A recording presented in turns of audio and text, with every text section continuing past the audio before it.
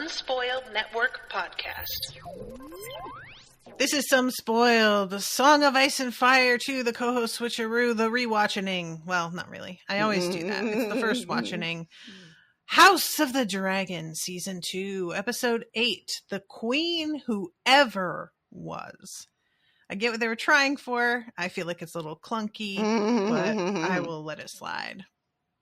It's the final episode of Season 2, but does it feel like it?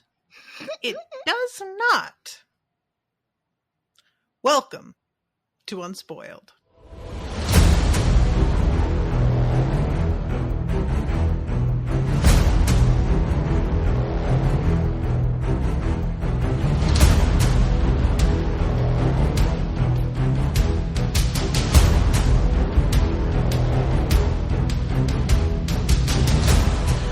Welcome to the show, everyone. I am Natasha. I'm Rashawn.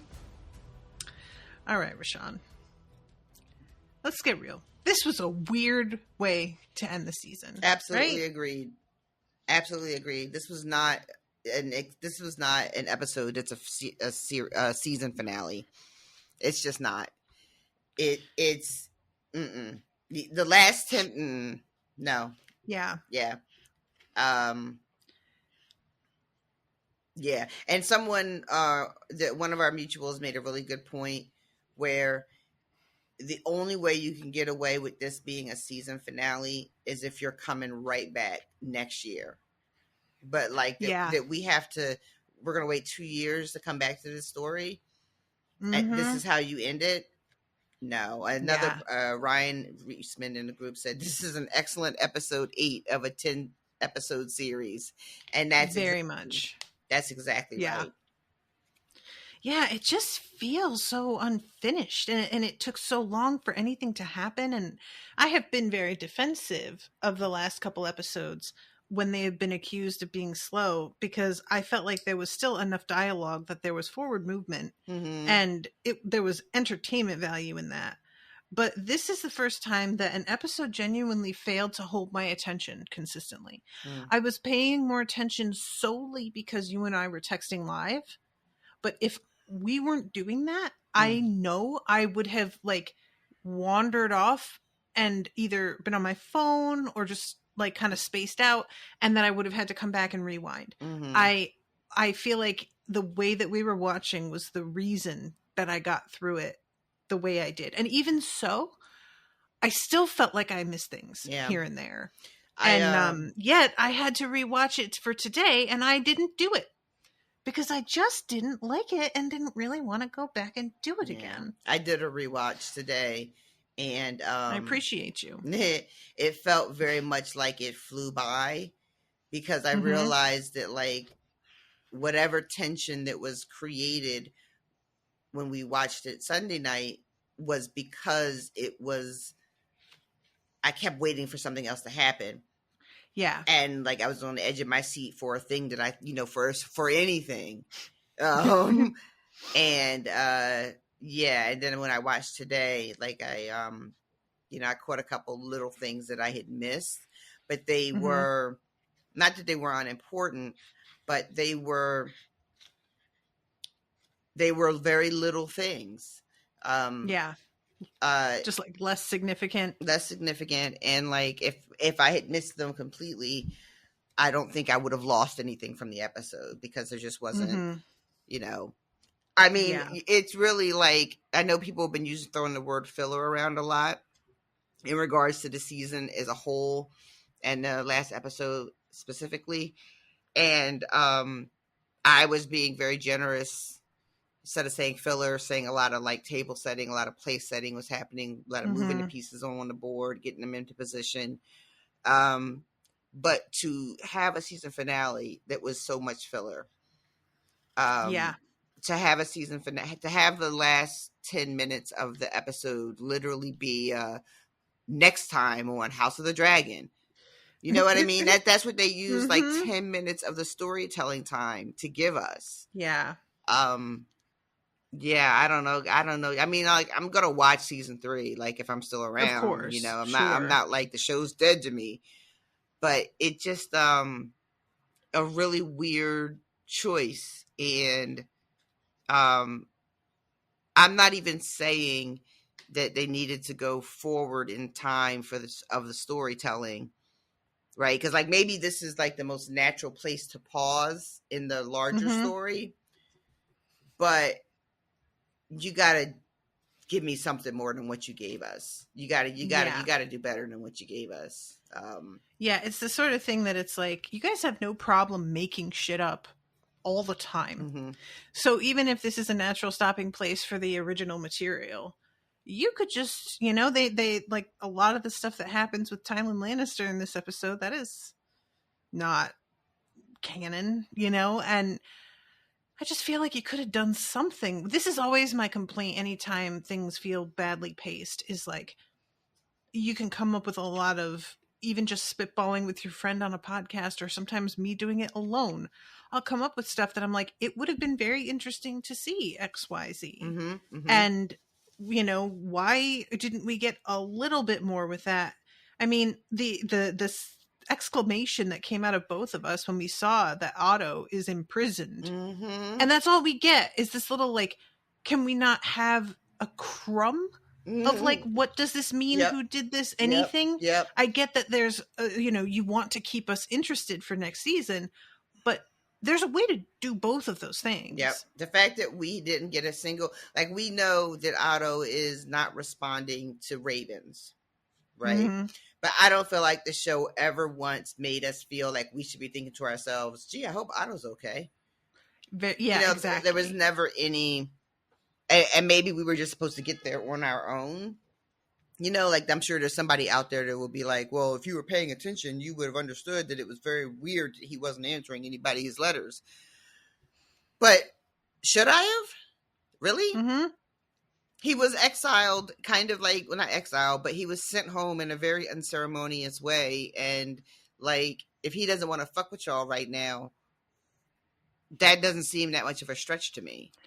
Yeah. So I think that it was supposed to be that, like, the opposite, actually, that we're meant to understand why he isn't in touch, and then be surprised that it isn't him being like a petulant brat the way we thought, but like, then give us a little something, I mean, I don't know. I appreciate some of the story beats and what they were trying to do. I just don't feel like they were successful, and I don't feel like they, considering how much of the season has felt drawn out, it really is extra egregious, because y'all had time to put some of this stuff earlier on. And it just feels like they didn't really know where to break the story into pieces well. So, yeah, I don't know. And it's not like we said, this isn't a bad episode. No. It just isn't a finale episode. Exactly. So it's not even like we're going to spend the next time that we're recording like bashing the episode, because it wasn't a bad episode, but it just I think I texted you when the credits rolled that I was underwhelmed. Yeah. Yeah. There's just like and oftentimes this comes up with other shows, but it especially comes up in this universe. The time that's spent on story A when the story B, C is floating around back there, needing some room to breathe, needing some air, and we're spending all of this time on this one plot point, Damon Harrenhal, when we could have used some of that time to do some other things, flesh out some things. I don't know. I really wonder, like, how much of this was there a contract with Matt Smith that he was going to get a certain amount of like airtime, and so they had to, because I understand having to keep him busy for the duration in general, but was there a requisite amount of screen time? Because it feels like that's the only explanation for us being dragged through as much of that storyline as we were. Yeah, he must have one hell of an agent. It feels like, to me, very little to show for it in the end. Like, there's some character development that comes out of it, but it by no means feels like it was super necessary. all of the time that we spent and all of the no, and like I get it, like they wanted us to see that they needed to get Damon from A to B, right? We needed him to go from the sort of like tantrum he throws in the very first or second episode of the season where he storms out to Harrenhal, and this finale where he bends the knee for real this time, because it's not the first time he's done it, but this is like, we're supposed to understand it. This is for real though. But yeah, if there's something in the contract that says he's got to have a number of minutes per episode, that would go a long way in explaining some of this. Yeah. All right, so let's start things off here with the like, just begin from the beginning. So we open up in Essos, and we get a much more interesting look at Essos than we've ever gotten before. The culture here feels way more filled out than it did in Game of Thrones, which we talked about in the group, and you mentioned in the text to me about how we actually have men with blue hair. Hey, for the first time. I can't remember, like, if we ever got a reason why they just didn't do this in the original. I think they just wanted him to be a heartthrob in real life. They wanted us to understand why Dany would go for this dude, and they felt like nobody was going to be into him if he had blue hair, so we can't do that, which is just so hilariously limited and really misunderstanding what like sex appeal for women is. Come on, guys.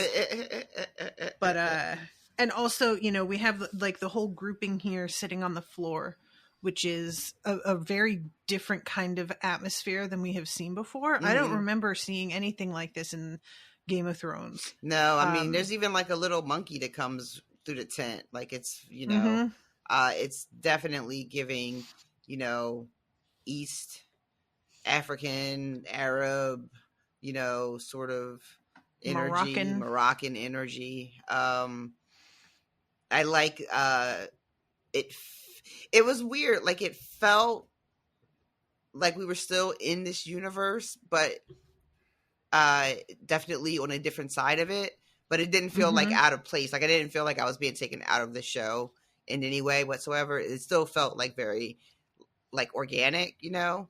Yeah, agree. And so Tylan is here trying to treat with the triarchy. Tylan. I said Tylan, right? Or did I say Tywin? I think you said Tylan, yeah. Okay. I'm all like, because they the way they fuck his name up. Yeah, they say Tywin a couple times, I feel like. It's like Tywin, Tyman, Tyrod. I feel like a tie rod is like a car part of some kind. I feel like I don't even think I'm like joking. I think that's real. I fucked up my tie rod. That's going to be $500, dude. I don't have $500. Goddamn, I don't know tie why rod. I'm getting like whistly tie rods like as a phrase in my head. Hold on. I absolutely have to like whistly tie rods. Is this real? The rods are an essential part of a sea. Nope. I don't know. If anybody listening knows what the hell I'm talking about. I don't think that's a thing. I don't know.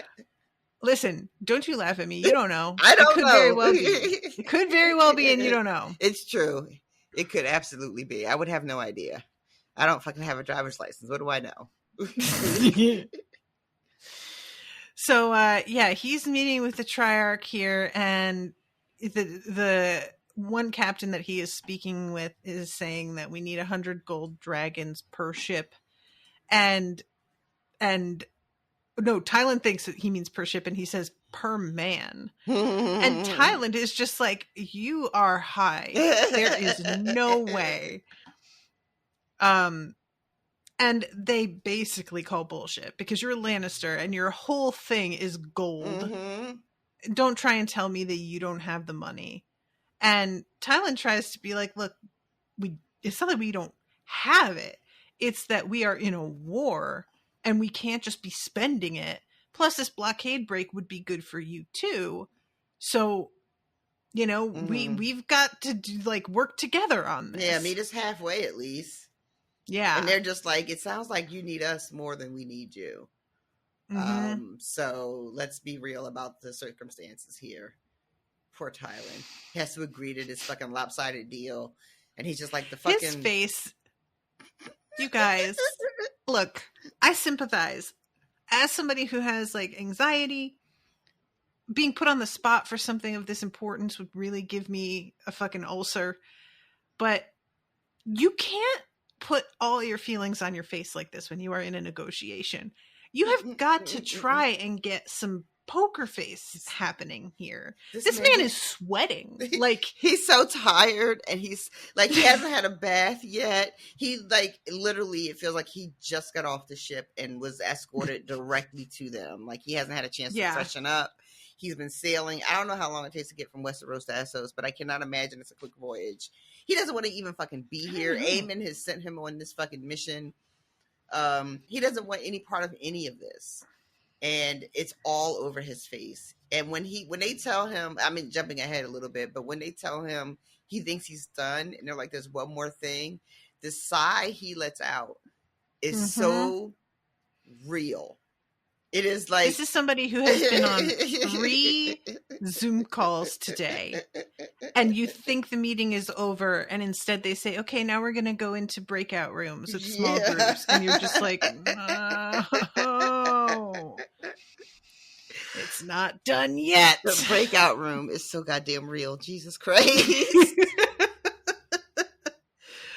I had to use Teams today for something, and it was so triggering. Because it was just hearing that noise that it makes when, I was just like, oh no, it was bad. It was bad. But, at one point, one of the, dudes tells, when Thailand is like, fucking, the Prince Regent is going to fucking hang me for agreeing to this deal. And they're like, well, with our fucking fleet, you could dispatch him and you could sit on the Iron Throne. It's we're kind of up for anything. It's not our happen. I don't know why, but the face he makes when they suggest that is just he's like, bitch, be for real. What are you saying to me right now? Yep. So as he's getting up, they're like, one more condition. There's a pirate captain named Lohar. The sailors are fiercely loyal to him. If he does not deem that you are fit, they will not fight.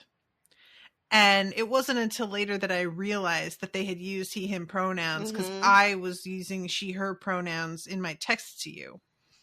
And apparently this is a trans woman in real life.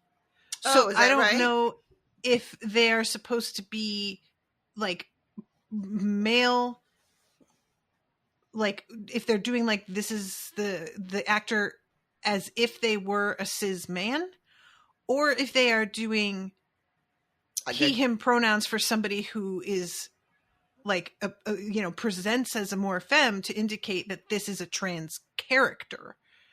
Oh, I didn't know that the actor was trans in real life. So I made an assumption that there was a weird thing where you could be because of your status that changes how people refer to you, your position, not your status, but your position. And because they're clearly they are the captain, they're the shit. Right. And so because of that role, that's what the pronoun is. Maybe pronouns work differently in this culture. I see what you mean. But I didn't know anything about the actual actor. Do you, that's I can't look it up now. There's no time. I'm not allowed to look up stuff. But yeah, no, I had no idea about that. That, later on in the episode when they're like, I want you to fuck my wives. Me and you both were like, wives? Yep. Multiple wives. But Yeah. So, question for you is, in the book, is it this character is in the book, this pirate? I believe so, yes. Is it Um, a man, like a male character in the book? I believe it is, but I don't fully remember. I feel like I'm remembering not from my own memory of the book, but from the chat on Discord. Gotcha. I think that he was mentioned. So yeah, I think that this is like canonically interpreted as a cis man, but I don't. There is a pirate who I feel like I may be wrong about that. There is somebody that's ringing a bell for me now that had like a real, if not actually trans vibe, then they were very into cross dressing. And maybe that is who this is. I don't remember. I'm so sorry, everybody. I wish that I could just like pull Austin in on this call real quick and just be like, hey, that's answer so us funny. some questions, since we don't have a way to like go next episode and be like, oh, by the way, we found this out. I was watching today's episode and I actually made like a joke to myself, like, oh, we should get Austin on the phone for this one. But it was just like a silly thought that I had. And so it's so funny to hear you say it out loud, because like I literally was thinking the same thing. Please compile a list of all of the things that we have ever gotten wrong. And then we're going to have you as a guest, and you can just go down the list and be like, I cannot believe you guys didn't remember this. You got that guy's name wrong. It wasn't that. It was this. I'm sure a lot of it has been corrected along the way, but there are probably plenty of things that he was just like, there was too many things to correct you on. So I just did the biggest, most important ones. I want to go on record as saying, please don't do that. Austin, please. I'm Rashawn can't take it. I'm satisfied with the little gentle reminders / bring your attention back tos that we usually get after an episode drops. That is sufficient for me. I like the fact that she's saying this, because Rashawn doesn't actually read the messages from Austin. So I usually do. You think they're gentle? Oh no, I read the Facebook ones. Just the ones. On Facebook. Yeah, yes. The ones they're on Facebook. Yes. Yeah. I was talking about the notes that he puts in the app for when we're covering the book. Oh no. Just the little roundups we get that he's very gracious enough to give us. He'll be like, you asked this is what I think, or this is what was in the book. You guys talked about this. Here's a little background on that. Those are very, very helpful. And gentle. Which is very gentle. Which is a big deal for me. You have to treat me gently. I'm very fragile. So he looks at Thailand and is like, are you some kind of poet or something? What kind of man are you? Which given the context of the transness is actually makes that line hit like even different, like even more different, like because it's like, like imagine like when you meet somebody, you want to ask them that. You want to be like, all right, what kind of man are you? But generally it would be considered to be rude, so you can't just be that up front. But imagine if we could. Yeah, what are you? Are you a poet? Are you a philosopher? Are you an artist? Are you you make shit with your hands? Do you fix cars? Like what kind of man are you? I'm going over to look at the information here. Okay, so there's a bunch of stuff here that's all spoilers, so I cannot read any of this to you. Here it is. In the adaptation, Lohar is a woman who is gendered as a man by her society because of her position of leadership. So you're right. It is like a social, and okay, here it is. The character show version is apparently inspired by Recalio Rindoon, a devious Tyroshi captain who has a dozen wives and sometimes likes to dress as a woman. That's who I was thinking of. So apparently they use that character as inspiration. Interesting. Okay. All right. Well, that's a fun little how do you do for the show.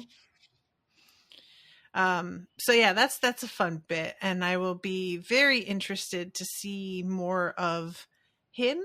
I'm gonna go with him because that's what they say in the show. but yeah, you're very thin. And the other dude points out, but also tall.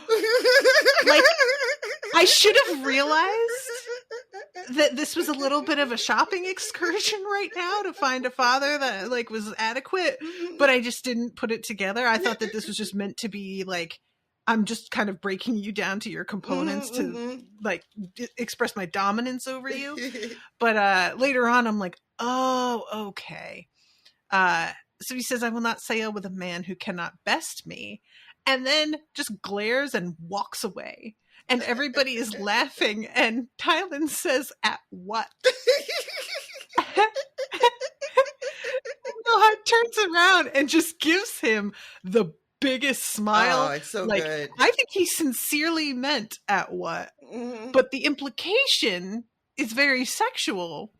And so I think Lohar was kind of like, oh, well, we could do this a different way. There are several things, actually, now that you bring it up. Yeah. So we leave Essos and go to Eamon, who is on Vagar, and there's just a shot of we don't know like where this is yet, but some town, castle, keep, village, whatever it is, home to some house has just been like ruined. Eamon has just set fire to the whole fucking thing and killed, I have to imagine, thousands of people in his fury at finding out Rhaenyra has these additional dragons and being sort of thwarted from taking them on in the way that he had wanted to. And then he's just on Vagar surveying his destruction and seeming not satisfied in full, but satisfied at like what he has laid waste to. You know what I mean? Yeah, I would agree with that. For now. Like this is... He has gotten to have like 5 or 6 Pringles. Yeah. But not the whole can like he really wanted. He's not full yet. He's not full. Yeah, he had a little appetizer, but definitely. And we cut from that directly to poor Aegon with his like burnt face to just sort of really underscore the kind of damage that he has just inflicted on these people. I feel like. And did you post that meme of the socks with the holes in them? That look. I sure did not. You didn't see? There's a meme that's going around. It's a pair of black socks, and they've got like all these holes in them. And someone said that that's what Vagar's wings look like, and that's all I get. Oh my god, that's amazing.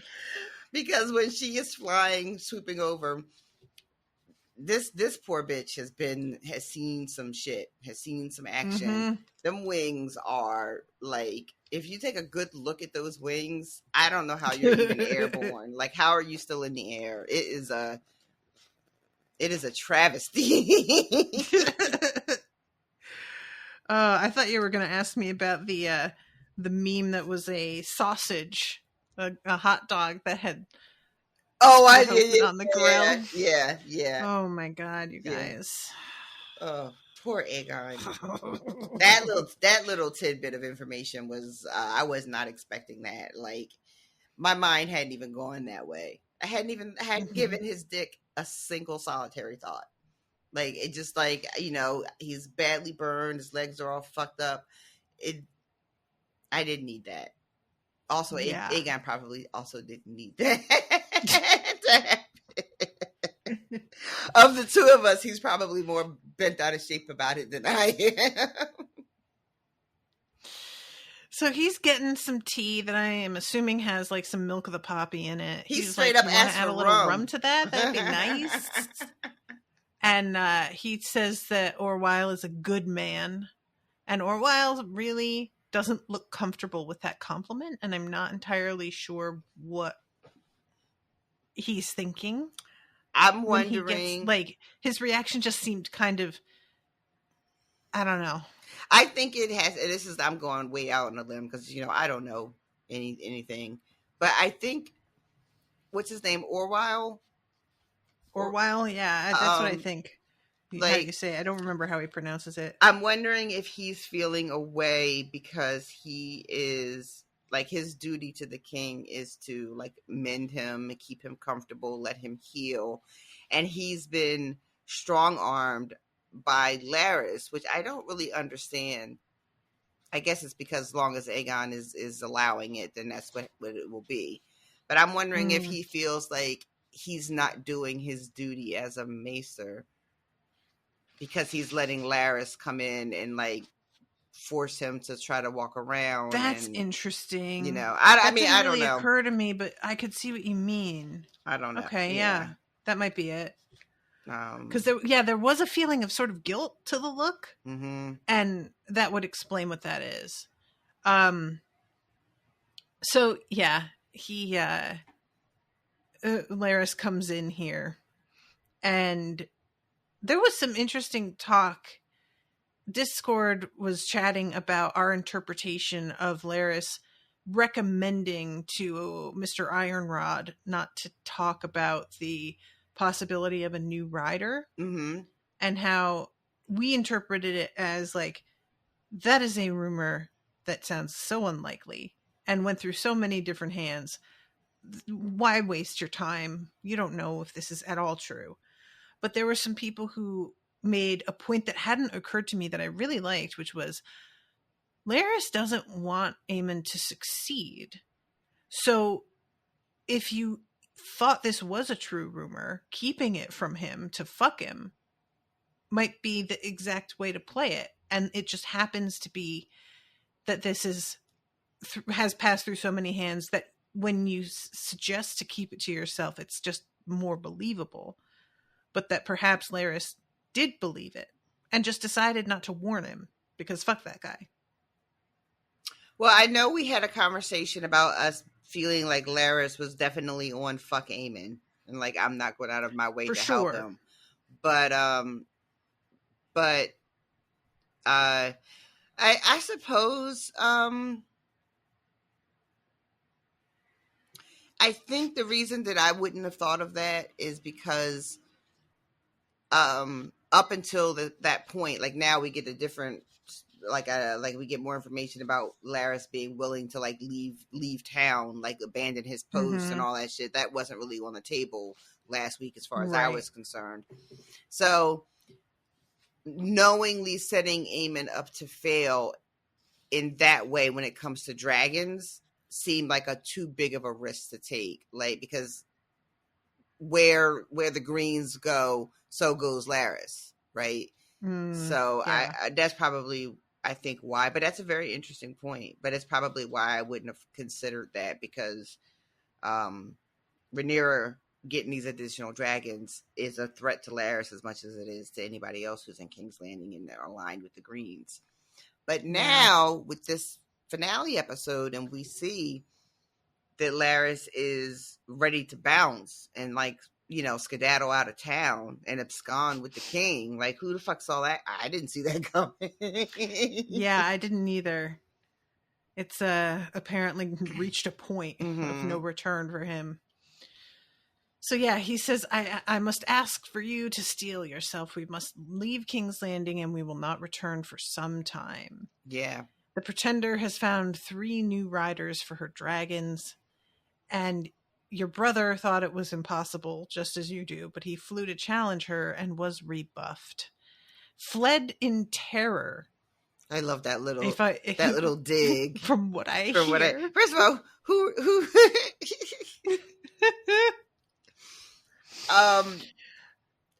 that's a little bit of an overstatement. You know, he didn't flee in terror. I allow it. I will allow it. I think he fled in fury, but yeah, I liked the little dig. It also made me laugh because, like, from what you hear, who did you hear that from? You know, people who know people are the luckiest people. I almost said that. So, and then he meant, when Aegon says he deserves no less, he says he's gone in fury to Sharp Point. and laid waste to the whole of the town.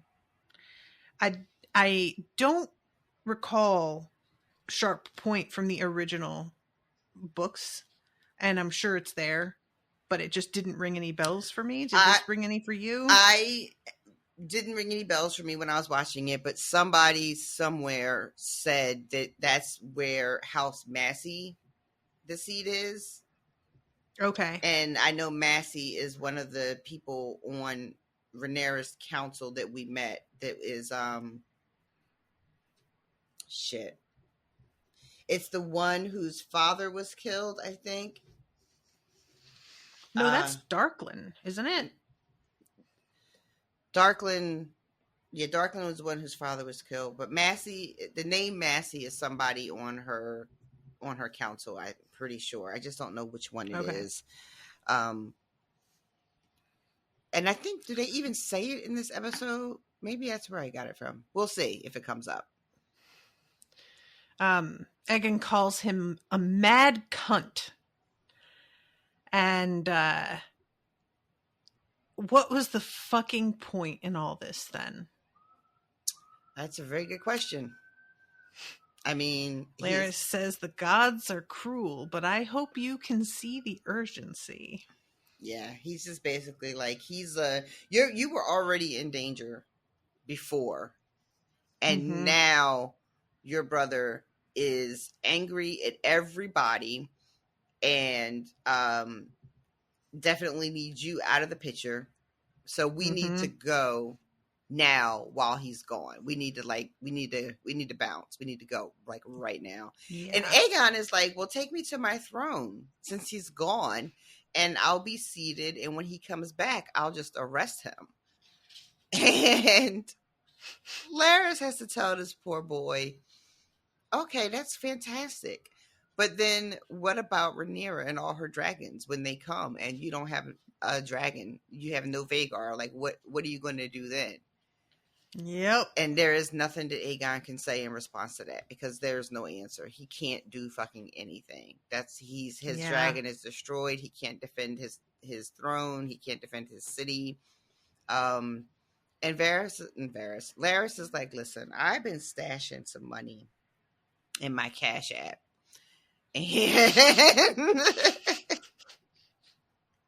he's been moving money to the Bank of Bravos.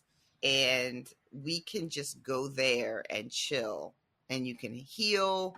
We'll live well. We'll live in comfort. And let Rhaenyra and Aemon play their games, have their dance, take each other out. And then the people will be so exhausted from years of war and destruction and deprivation that they will then long for your return. And I think I mentioned to you, it sounds like Varys talking about Daenerys, like the people can't wait to welcome you back. Like he's giving the same speech, basically. And poor Aegon is like, but I don't want to go now. I don't want to run. I'm the king. Look at me. And this is when he's just like, my dragon is dead. I'm a mess. And did you hear about my junk? Let me tell you about my junk.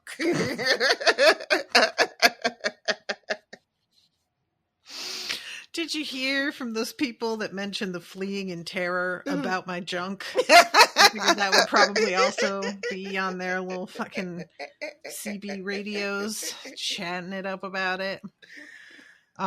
He does really well in the scene, though, this actor. That plays Aegon? Yeah. This is like really well done. That's the thing too. Like it's so disappointing to be disappointed in the fact that this is the finale because everybody is. It's not like these people are bad. Like they're doing their thing here. Like we get some phenomenal scenes. We get some fantastic acting, beautiful shots. We got new dragons showing up. Like it's not bad. It's just not a fucking finale. Yeah. Oh, it's such a bummer. So, yeah, they will hail the returning king risen from the ashes. and they make up a bunch of like new names for him that he could potentially get. The Peacemaker. The He Victorious. says the Realm's Delight. Yeah. Which is how you gonna take somebody else's nickname? Right? Aegon the Rebuilder, the Victorious. Yeah. So then we go over to Rhaena. Listen. And this is the most infuriating I part of don't- this episode, I would say. Listen, I want to be here for this character. I you know, if she's getting a dragon, like I'm here for her getting a dragon, but she didn't get a fucking dragon. She found a fucking dragon, but she didn't get a goddamn dragon. And I don't understand how she's roaming around the Vale with like, maybe people are looking for her. It doesn't seem like anybody's looking for her. I mean, the Vale is like very big. Maybe there's a search party out there and we just don't see him on screen.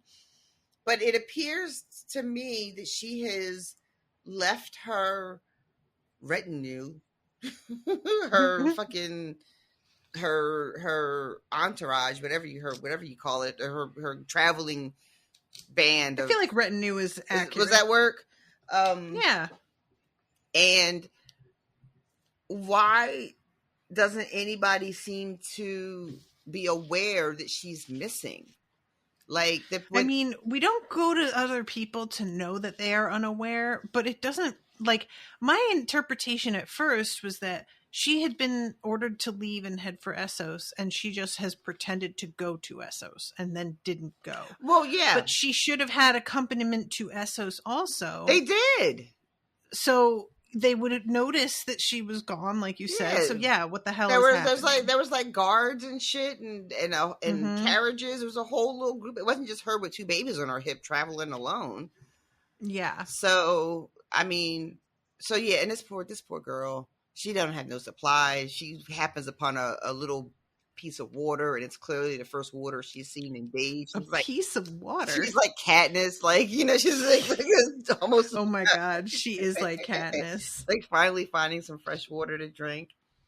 Needs some iodine tablets. And then it cuts right from from Rhaena to Jace rolling up on Hugh and this guy Ulf in Can we just talk about her thing altogether, just real quick? Yeah, sure. It's broken up into these tiny little moments, and there's not enough that happens for it to be worth being broken up. It's not tense enough to me. It's not interesting. I am not that compelled by this character. I feel like I should be more than I am. And so for it to be like these little maybe 10-second moments dragged across the whole episode, it felt like they were trying to pretend there was a plot, and it's not there, you know? I think. And so eventually she comes across the wild dragon, and they look at each other, and that's it. That's it. Yeah. And yeah. She gets like towards the end, like one of the last scenes before it cuts into like, you know. But yeah, I think that we're supposed to be much more invested in her getting a dragon than we realize, or that we actually are, which is a shame. But I don't know. It was just a weird use of time, considering they only had a limited amount of time to tell the story in this episode. So yeah, that's really her whole thing for this whole episode, is kind of like traipsing through the hills, and they're hills. Yeah, they're alive with the sounds of dragons, and then finally she finds it, and it's a really fucking seen some better days dragon. Yeah, that dragon does not look like it's in amazing shape. It doesn't look like it could carry a rider, even if she could tame it. But, you know, what do I know? Listen, I would remind you how small horses are in comparison to dragons. Fair enough. And they can carry riders. Fair so probably it's fine. But, so yeah, okay. Then we go to Jace, who this boy is so like his face in this episode is so bratty. Every scene he's in. And like, I get it. That's the thing. Ulf, what are you doing? I don't, he wasn't this, I mean, I guess the having the dragon has really gone to his head super quick. I think so. Because he did not behave this way when he was just in a regular tavern getting like where he could barely afford to drink. He wasn't, behaving like this.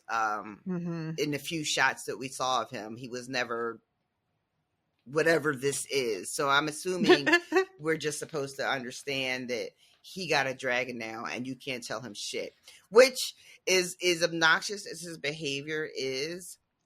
And like, as much as I don't want to tolerate it, and it can't be tolerated, and as side-eye as I am when I'm thinking about him, I have to keep it a buck. I can't promise that I also wouldn't have my head gassed up if I had a dragon. Like, it's a combo of like just getting the dragon and also the fact that these people need you so desperately that you are like such a fucking clutch player now because it's riding on you. I'm just saying, if I suddenly got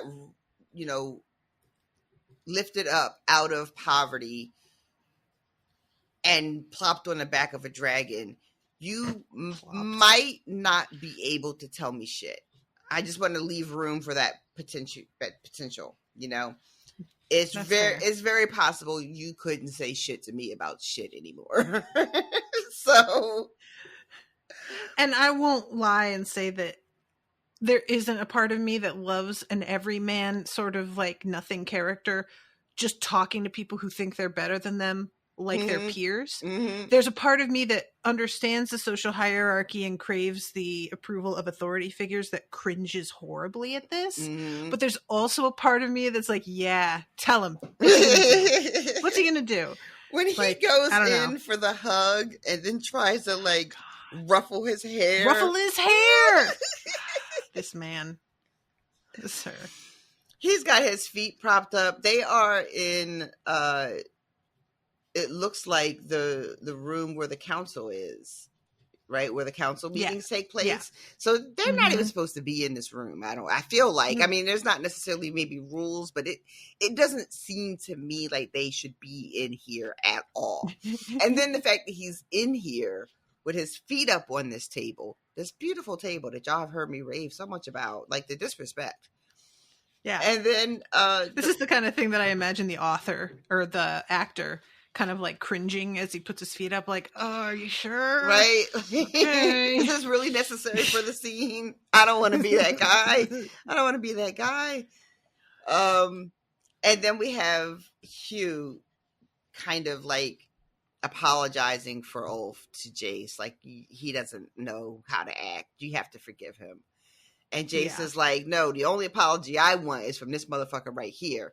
And then Ulf, like, it's like me and you cut for the same cloth. Like we're practically the same person now. Can you read the room? No, no, he can't. No, read. He can't. This man cannot read. I don't know what I'm even saying that for. This Ulf is portraying all of the worst things that Jace thinks about the small folk. He is absolutely being all of the stereotypes, It's like if you catch me outside and I'm at a picnic and I'm eating like chicken and watermelon, and then you just have a moment of being like, am I?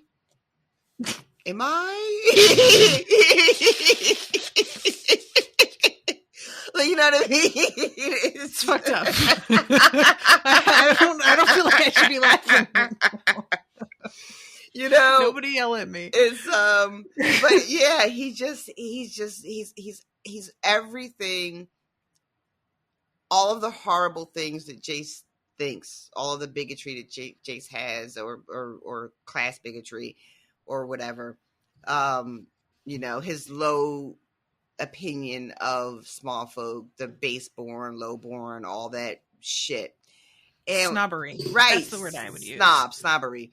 And then you have a perfectly good Hugh standing there who is doing his best because he at least has been to court. Like he's pled in front of the king for help, for money. Yeah. Like, he at least understands that process. Like, he's been in the throne room. He knows how to talk and all that shit. He knows who Jace is. Ulf doesn't.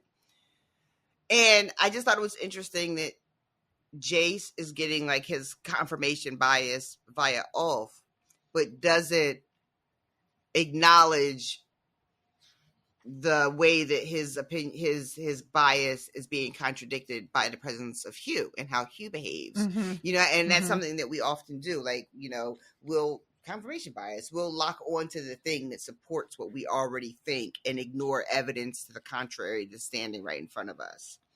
Yeah. Because I kept sort of being surprised at the way that he was reacting to Hugh. And it wasn't until I thought about it, I was like, oh, because he doesn't want there to be somebody that's like knows how to act. He doesn't like, he dislikes Hugh for totally opposite reasons, which is weird. But yeah, there we are. We're weird. Yeah. People are weird. And then he comes in, Jace is like, you're in here fucking around. Do you have any idea what's even happened?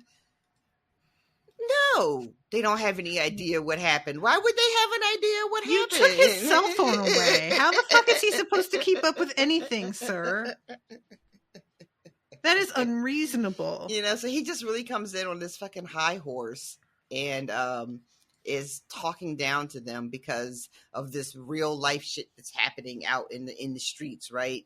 That they are unaware of, and if they don't get their act together and be more of a help, then I'm basically going to make sure that you hang. This is like coming into my house and being like, did you not see the stock market this morning? Come now. What? Apparently something really did happen with the stock market today. News to me.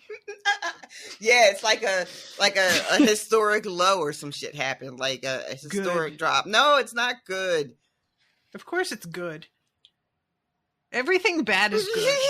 Don't you get it? We keep on saying we've got to burn it down, and then there's like a flame flickering, and we're like, put it out, put it out. No, I had that visceral reaction because I have a paltry 401k floating around out there, and it's like, and I had like this, oh my god, the stock market's crashing. With my $1,100, I'll never get right. Like, I forgot who I was for a second. I thought I was a real person. I'm not no fucking real person. I don't. No real person involved. So then we go to Corliss and Rhaenyra at the ship at the docks. And Corliss is giving some, I think, very sound advice. He's doing his hand of the queen thing, and I think he's right on most of these points. What do you think? You just don't fuck with Corliss. That's right. That's it. You just don't fuck with this dude. Period. I'm mad at him. Yeah, I liked Corliss so much at the start of this show. I was very on his side. It was very much like, he is married to Rhaenys. How can anybody married to her not be awesome? Yeah. She must pick well. Yeah. And I don't think he's like a horrible person, but the conversation that he has with Alan later is particularly enlightening. He is very, very selfish. Yeah. And it has been through the duration of his marriage. When you look back and you think about the ways in which he would leave Rhaenys to go off to glory to fight in these battles, even when she begged the last time for him not to go, and he went anyway and almost died. What we find out later from Alan, Corliss is a deeply flawed, selfish man. I'm hedging because like I don't want to call him a kind of a piece of shit, but yeah, I mean it's not a good look. This is not good when we talk about his relation, like who he is. And then there's a whole feeling too of him realizing he's not shit. Mm-hmm. Like naming his new ship after Rhaenys, Mm-hmm. when before it was just named after himself.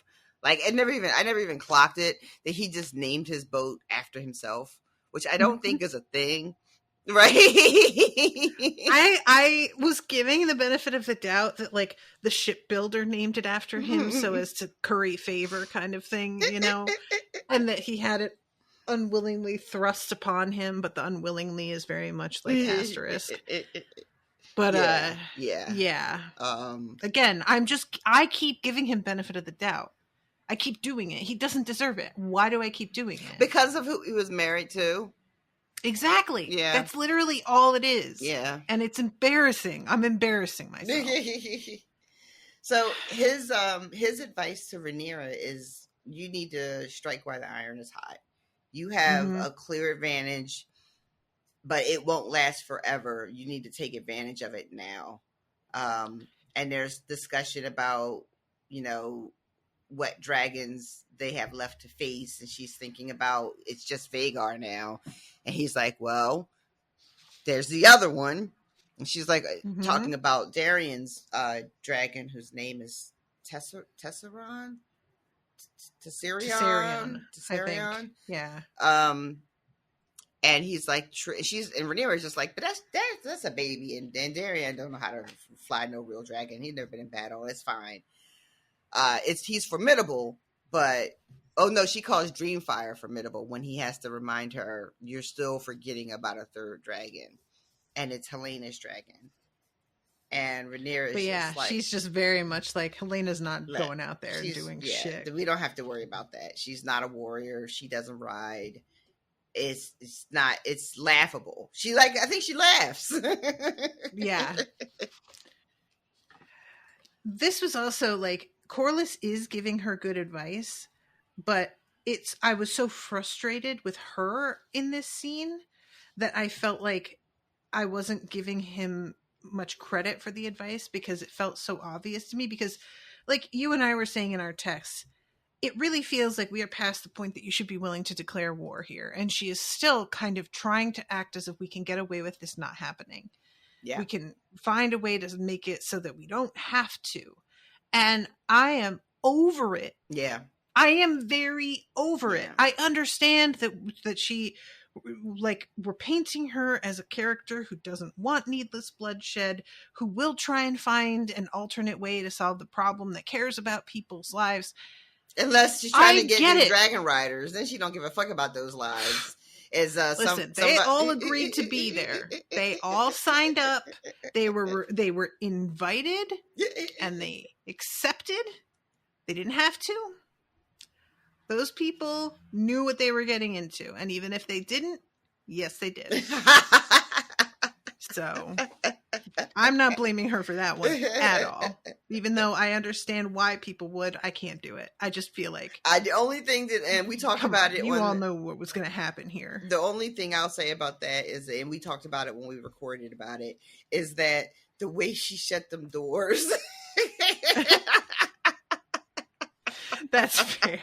That was fucked up.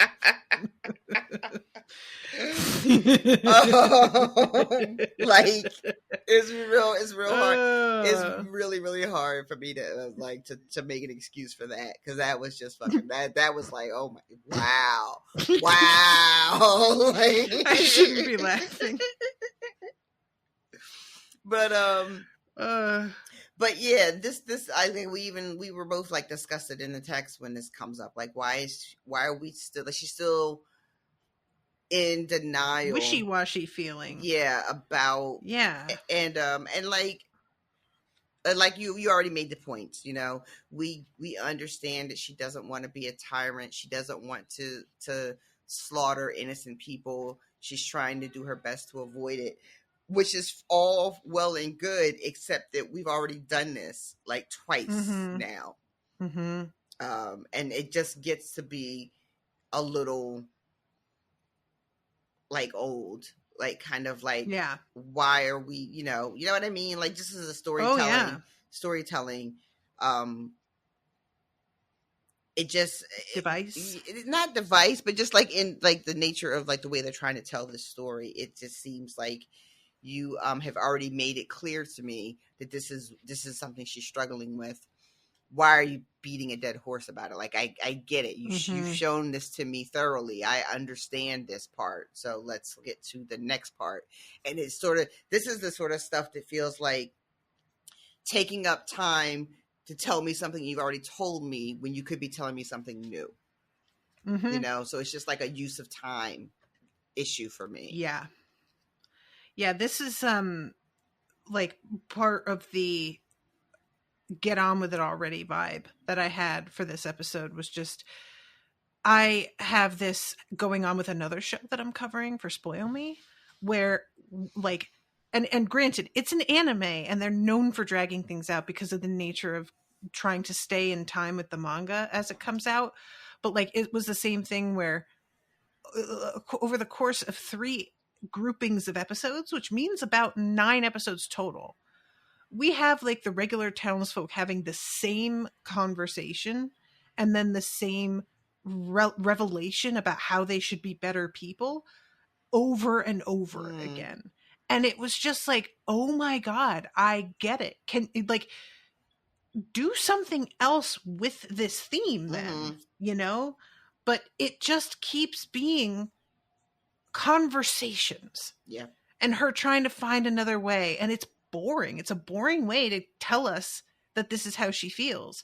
Have her do another thing with like the boats full of food. Another thing that demonstrates that she cares about people and is like going and attempting alternate action that's fun to watch, and not just her talking to an impatient advisor again. Yeah. You know? Yeah. And especially because the dynamic as her as a woman, and she's always talking to men about why she's trying to have, you know, temperance. It's this constant framing of a very aggressive, ready to go to war man, and the woman who's trying to be like, wait, no, let's make sure we've exhausted literally all of our options before we go nuclear. And I think that's kind of wearing me down a little bit as well, you know. Definitely. We talked a lot about the softening of the characters around some regards, and this constant conversation that she keeps having to have with the men who are her advisors.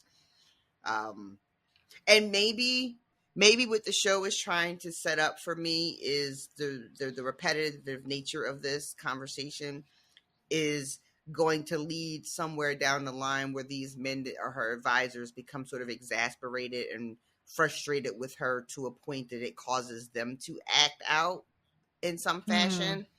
I'm not sure what that would look like, but I don't know if the show is trying to set me up for that. Like she, you know, like all of these men around her are going to get frustrated with her sort of refusal to grab the horns. So that's why they keep doing it this way. I don't know. I don't know if like we have, well, we'll get to it, I guess, next or soon. But like the guy that goes to Harrenhal to see Damon, like maybe that's going to be, you know, something down the line as well. I love too that she asked Corliss about Alan. Like, yeah, you know him, right? He's one of yours, right? And he has to be like, yeah, I think he's a shipwright that works for me. I don't know him that well. And he slips in a, you know, to my regret. Yeah, you regret it now, don't you?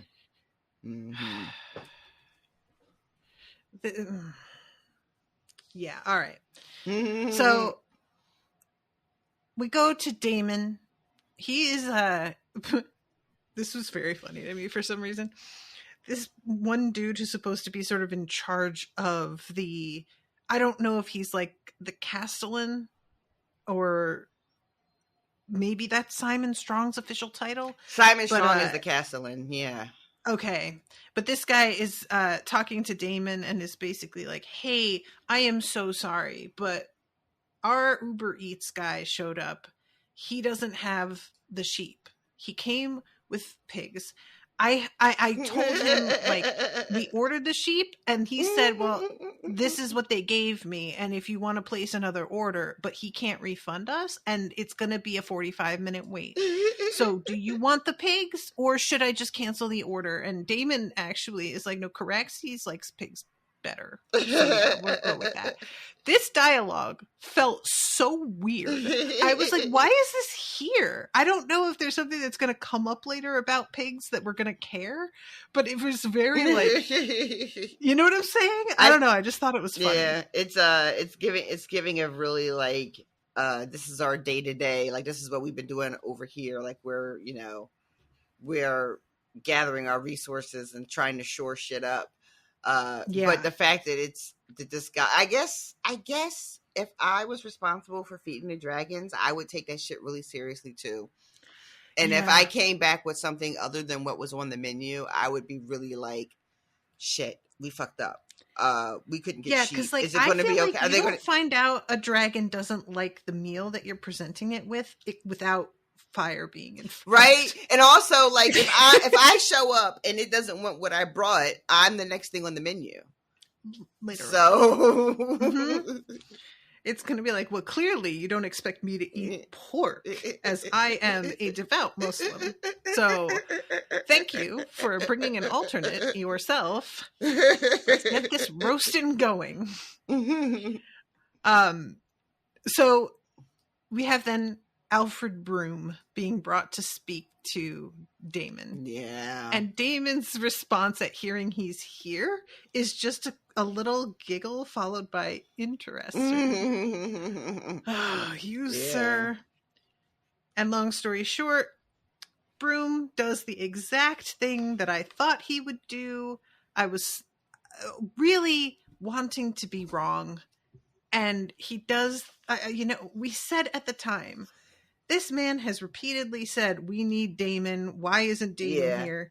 And then you're going to send him to treat with Damon and find out what's going on. That feels like a really bad call. I mean, it was. I want to ask you, did you catch the tree or something, Harrenhal, the ghost of Harrenhal, whatever you want to attribute it to, calling him a traitor? Did you hear that? No, is that what it said? Uh-huh. When he's like, did you hear that? Did you hear something? It's because something said, whispered traitor. Ooh, I didn't get that. Hold on. So he's asking if he can have a word in private. Mm-hmm. Again, Damon smirks. He knows exactly what this conversation is supposed to be. Yep. I was faithful to the king, your brother. I pledged my banners to Rhaenyra, his heir. I will never serve the usurpers or the whelps of Old Town. But there are battles to be fought. Here it is. Voice whispers, traitor. There it is. It's in the subtitles. Usually I'll have subtitles on with the show, but I didn't this time. So yeah, I definitely missed that. And he looks around and says, like, did you hear something? Damon says, this place will have you barking. Barking at the moon. I interpreted from that he didn't hear anything, right? This dude was the only one who heard traitor. Yeah. Okay. That's what I think too. And then, of course, after everything that we've seen Damon go through, he's just like, that's nothing. A whisper. Shit, you're lucky all you got was a whisper. I fucked my mother. Went down on her. It was a long, drawn out whole thing. So consider yourself lucky. You think this is bad? Wait till you spend the night. If you can spend the night in this castle with no flashlight and no friends, I will let you declare me. Yeah. So he is talking treason, basically, and Damon isn't like putting him off, really. He isn't protesting the way I want him to He says to him, I never took you as a turncloak. Mm-hmm. And Broom is just like, well, Rhaenyra's intentions are good. Damon is what's the word? Damon is tolerating this and allowing this. Entertaining is the word I want. Damon is entertaining this this line of thinking entirely too long and does not rebuff him in a way that was satisfying for me.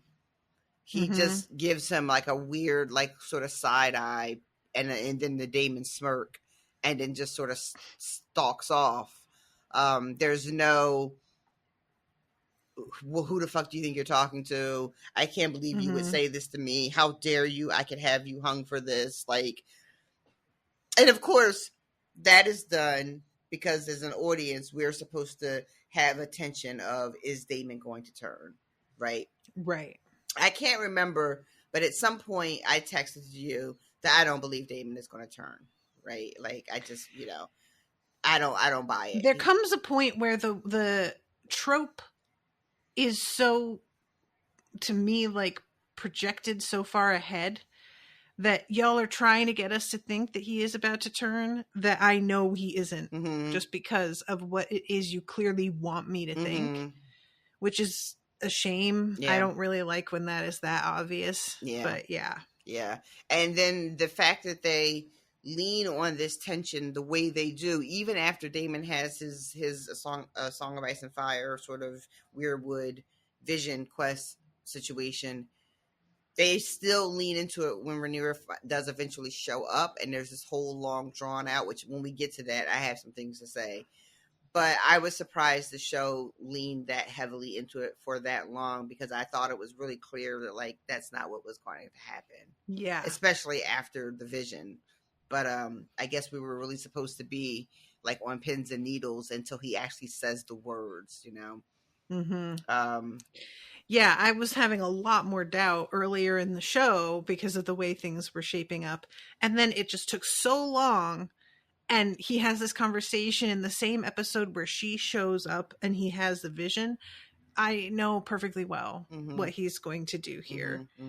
And also the fact that he is like not saying no, but not reacting, like not encouraging Broom. It felt like, I'm going to let you keep talking and hang yourself kind of thing, Which is like, weird because he doesn't tell Rhaenyra about this, that we see at least. Maybe he tells her privately later. I hope fucking so. I hope that this is a conversation that comes up really, really fucking soon, because she needs to know. So I hope this is not something that Damon keeps. Oh my God. It better fucking not. Not as soon as you hope, but eventually maybe we'll do it. Who knows? So then you have Simon Strong kind of in the cut there, watching and hearing this conversation, and you can tell immediately that he's about to run and go tell that. I was so pleased. Yeah. Simon's a real one. Yeah. Appreciate you, bud. He is loyal to the rightful heir, and has been watching Damon these many weeks sort of act very, very peculiarly. Ugh. Peculiarly. He's just acting weird. This motherfucker acting weird.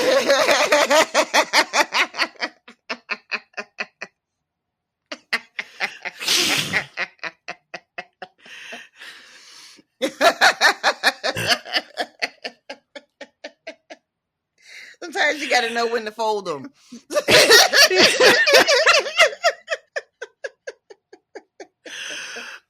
You switched over so abruptly. It really caught me off guard. That was good. So we leave Damon and we go right to Aemon being brought up to speed about what Rhaenyra pulled with the boats, sneaking out the bastards. And Aemon's reply to this is that, well, we need to shut down all the boats. That's it. It's a wrap. No more boats, in or out.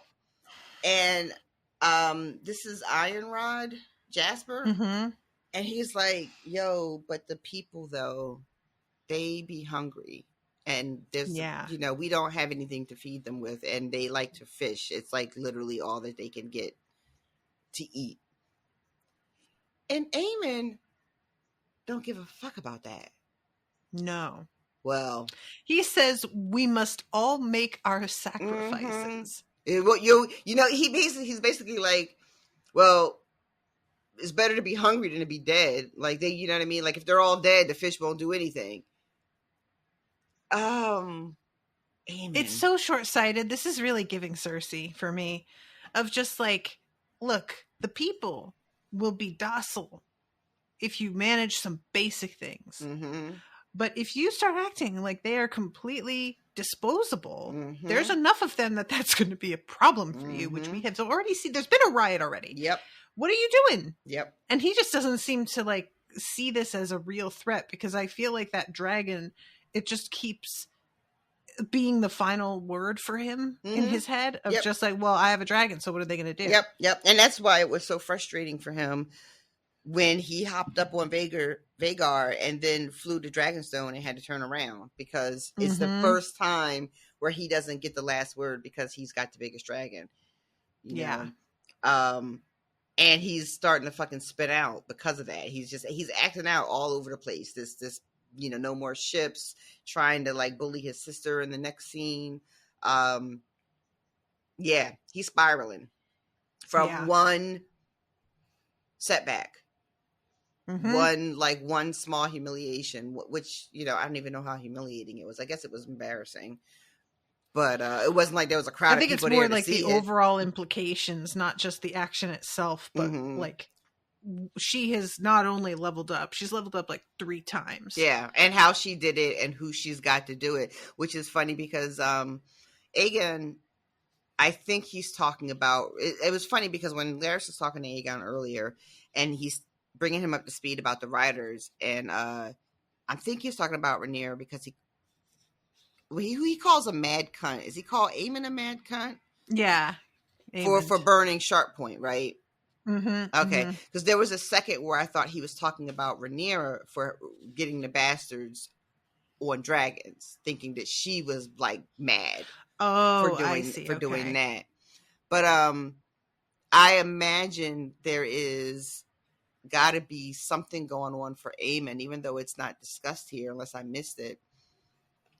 He went through such trouble to get a dragon. It was so important to him. It was such a part of his birthright that he felt he had been denied, that he's got to be having some very similar feelings that Jace does for different reasons. That's interesting. Right? That didn't occur to me, but yeah, I think you're right. And so, How could you not? Right? Like, so I don't know if it's like, if that's playing a part, but it seems to me like that would be very, very distressing for him. Because of how important having a dragon became for Aemon. Like in ways that it wasn't for Jace. Like, Jace had his dragon from birth, but also Aemon was being bullied by his older brother. Yeah. Specifically for not having a dragon. And so yeah, for him to find out that basically Trash from Flea Bottom got dragons now, that's got to be unpleasant. Yeah. For him, I would think. Well, kiddo. Yeah, them's the breaks. Yeah, you know, like, it's so frustrating because the things that they did, you know, being like, oh, we got you a dragon, and then it's a fucking pig. That's fucked up, guys. So, like, I understand holding a grudge about this stuff, but genuinely, now you're grown, you're hot, you're rich, you got the biggest dragon. Enough already. Take it down a notch. Yeah. Simmer down a little bit. But it's never enough. Like, he's not, he can't, and any sort of rebuff is going to trigger all of that unhealed childhood shit, you know? Yeah. Then we go to Alicent and Helena, and I swear to God, this line, you guys, I screamed at the TV when Helena is like, why do they hate us? And Alicent says, they're unhappy, and unhappy people look for someone to hate. And I was just like, oh, like you did. Which does seem she cops to later, to be fair. But yeah. But I was wondering, like, especially when we get to that scene at the end with her and Rhaenyra, I'm wondering if when she says this in this moment, she's actually being very self-aware. Like she's, maybe. And I think I'm going to give it to her. I might be giving her too much credit, but I'm going to give her credit here and say that after her little wandering in the woods thing she really did come back home with some clarity. So I think it just really is annoying though. Like they're looking for somebody to hate. Yeah, but you guys are directly responsible for this. Like, as a family, maybe not you as individuals, but you have to see your part in this. Yeah, you're gonna be blamed because you're doing the thing, right? Mm-hmm. Elena's like, we didn't order the blockade. Well, no, you didn't, but your actions led to a blockade being in place. Mm-hmm. So, I mean, I don't know what else to tell you. Yeah, you're fucking, you're complicit as fucking this. And yeah. Allison asked Helena, did you ever think about leaving this place? And it looks like truly she has not ever considered leaving this place. No. Which, who knows? Maybe. What do you think? I mean, I think it would be fantastic for them to get the fuck out of Dodge. But I don't, now that we have Laris leaving with Aegon, it feels a little unrealistic to me to have yet another, you know what I mean? Like also Allison and Helena now are also like the whole royal family. Yeah, it doesn't seem likely to me. And then Aemon comes bursting in, demanding that she ride her dragon. And she's like, no. I was so proud of her, y'all. He is so shitty in this scene. He just grabs her and drags her. Yep. What do you intend to do, He sir? was going to, what do you think you're going to do? Go throw her put her on the dragon's back? Like, and then what? You think you can make her fight? Yep. You're gonna nudge her with Vagar's nose and just kind of get her like. Yep. What do you think you can make her do? It's just silly. It's goofy. I want to mention that Helena says that she was happier before she was queen, and I fully expected Allison to say "so was I" or "me too" or something. I would have bet money that was going to be the next line. And it's not. And I just was shocked by that. Yeah. Maybe it was too on the nose. Maybe. Yeah, maybe. I think that might be true. That it was sort of like she's going to say it and Allison is just going to have to sigh because she gets it. But there's nothing to be done at this point, Yeah.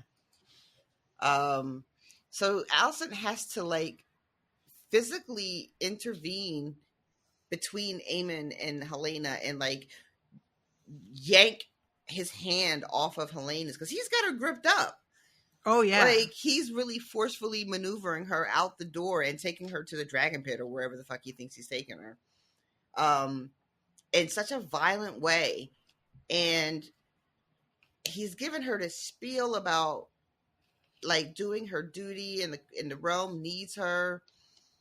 The crown has need of your service is how he starts. Which is a weird way to talk to somebody. It's what has worked on him. So I think that he just feels like everybody's going to have the same response to that as I did. Oh, man. You know what I mean? Yeah, you might be right. It's just the way I interpret it. Because, like, I do this. I try to appeal to people on a level that would get me. And then when it doesn't work, I'm surprised Pikachu face. So. Yeah, you might be right because he's always taken his obligations so seriously from such a relatively young age that he has a real lack of patience for anyone who doesn't. We remember what he thought of his brother. We know what he thought of what he thinks of his brother still. Because he, in his eyes, kind of shirked his responsibilities for far too long, and didn't take it seriously enough. And when she says that, she doesn't want to do it, he's just like, doesn't matter what you want to do. That's not really relevant here, actually. We all have to do our part. And he's like, the fucking pretender made commoners into dragon lords. Like, we can't let this stand. So I don't know if I'm thinking about what the Greens need to do about their dragon situation in response to what Rhaenyra has managed to pull off. And they need this dragon. They need Dreamfire to be like active.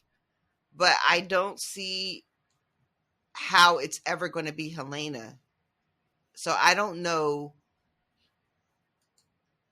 Like, I'm worried for Helena.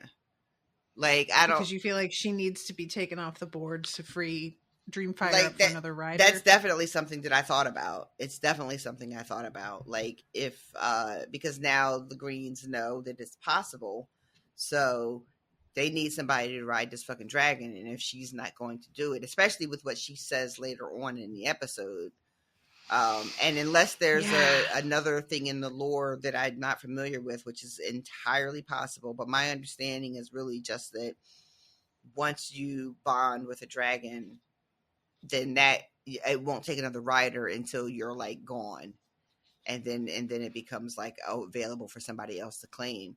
So yeah, I'm a little worried about Helena's safety here. Yeah, I get that. Yeah, let's just talk about the scene with her and Aemon later. Because that's gonna okay. What? Wait, I'm sorry. You said you want to talk about the later. You want to talk about it now, the later scene now. Is that what you're saying? But we don't have to if you wanted to stay on actual timeline. It's fine. But we had just started talking about it, so I felt like we may as well. The only reason I balked a little bit is because her scene with Aemon comes up after her scene with Daemon, which is after Daemon's like, it's like muddled together. Because after Helena's scene with Daemon? Yeah. Helena pops into Daemon's haunting and talks to him. Oh, right. I forgot about that. Yeah. And then, and it's like, and she's standing on the balcony still kind of talking to Daemon when Aemon walks out. So it's a little like, I didn't want to like get turned around. Okay. Because it's such a weird way that they shot it. Okay. Yeah. So weird, in fact, that I forgot that. So, Allison is giving Aemon the business too once she gets his hand free, and she just tells him a little bit about himself. Calls him reckless, says he doesn't do anything but rain destruction down on innocent people. Was it because he's like, the realm's in peril? Was it peril that moved you to burn that whole goddamn town up, sir? Or was it your own humiliation? And, I mean, y'all, she's not wrong. She's not wrong. And he knows it. You can tell. And she says, like, Helena is the best of our line. You should be, doing everything you can to protect her. And he doesn't, like, that doesn't, like, land for him at all. He doesn't care about that at all. And he says to her, she says to him, let me remind you that your sister is queen. And he says to his mom, as you were once, but it basically doesn't matter now. Yeah, he really doesn't respect his mom. Yeah. The way that he like keeps on speaking to her, it's like, it's reminding me of like teen boys who have started to get red pilled, and the way they begin to act out once they start being brought over to the side of misogyny, and their mothers start to be like, why is he acting this way? And it's this, and obviously this has been all of Westeros is red pilled. This is not a new thing, but he is finally in a position where he feels like he can throw his weight around. Yeah, he blames his mother for her weakness, and basically is like, this is all your fault, because of your weakness. Which I don't see how that's true. Yeah, like I wonder, this was going to be put in motion anyway. Why are you? I don't get this logic. I'm wondering. That's all I'm saying. If he's talking about the way that she raised the rest of raised them, like Aegon is Alicent's fault. Maybe. Let me see. I want to get to that specific. What is the consequence of your weakness? Yeah, that's all he says to her. I don't understand exactly what he's accusing her of. Yeah. Yeah. Yeah, I'm not sure. He just says, what is the consequence of your weakness? We're in peril today more than yesterday.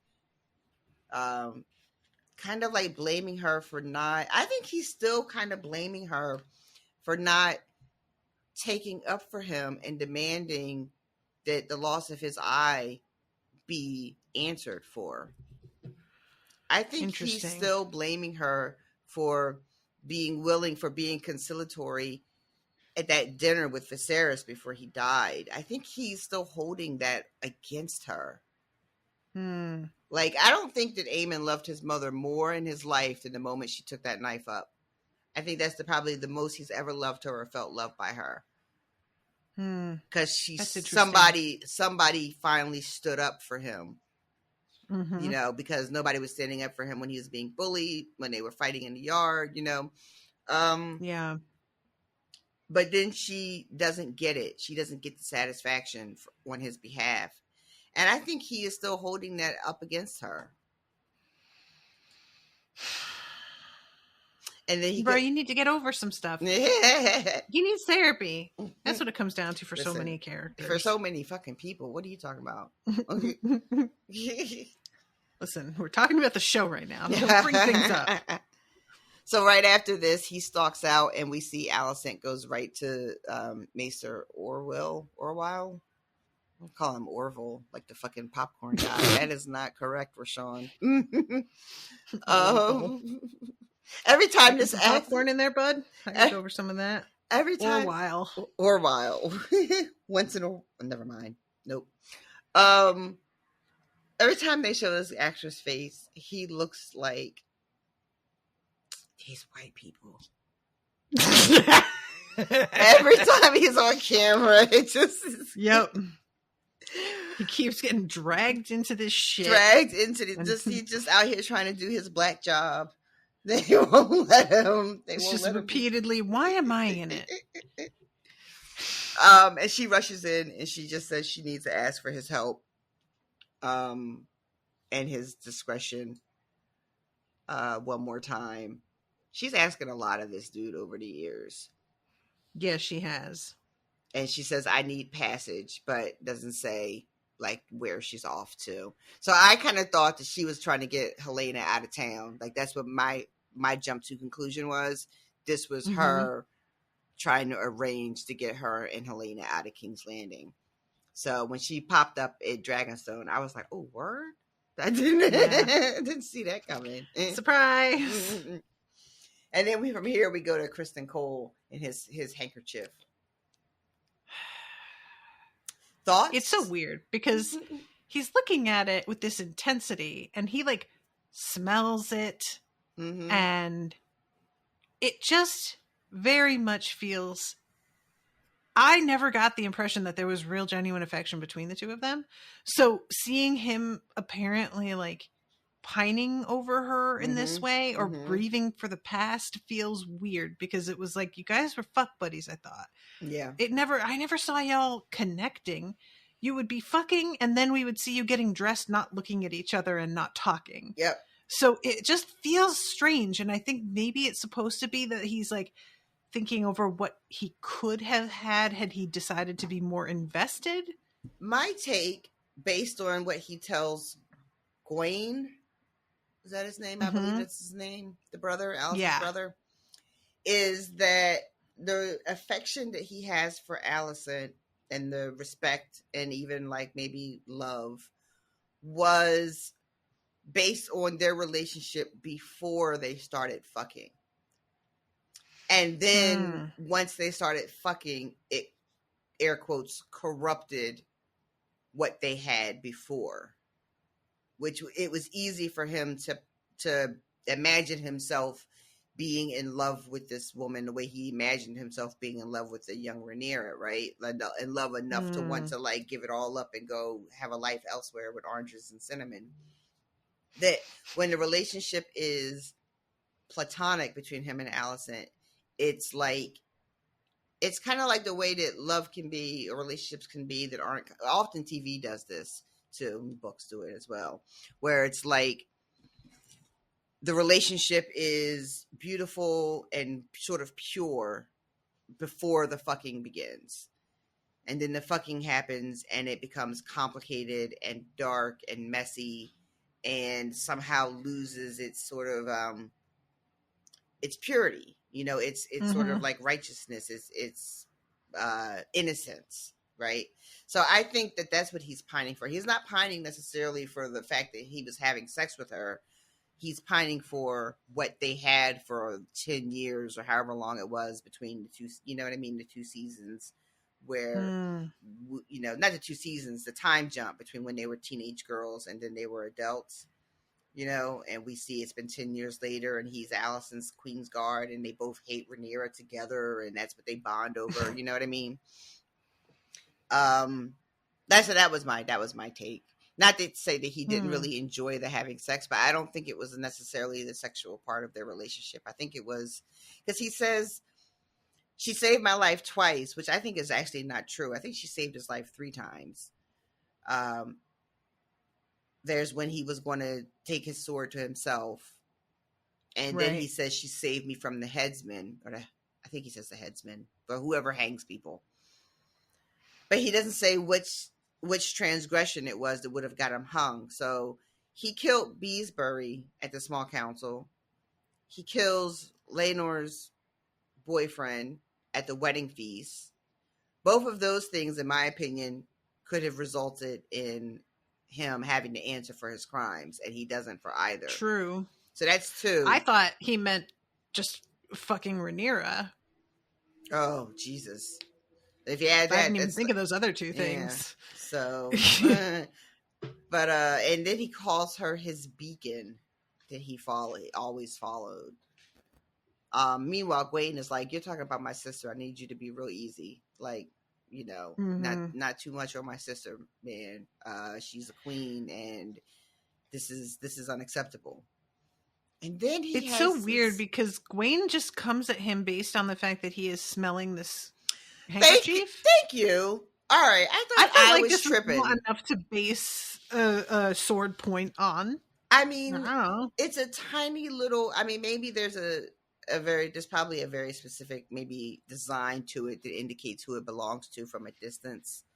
But maybe from what I could tell, it was just a handkerchief with like a little A initial on it. Yeah. And maybe it's got the house seal on it or some other such, you know, insignia.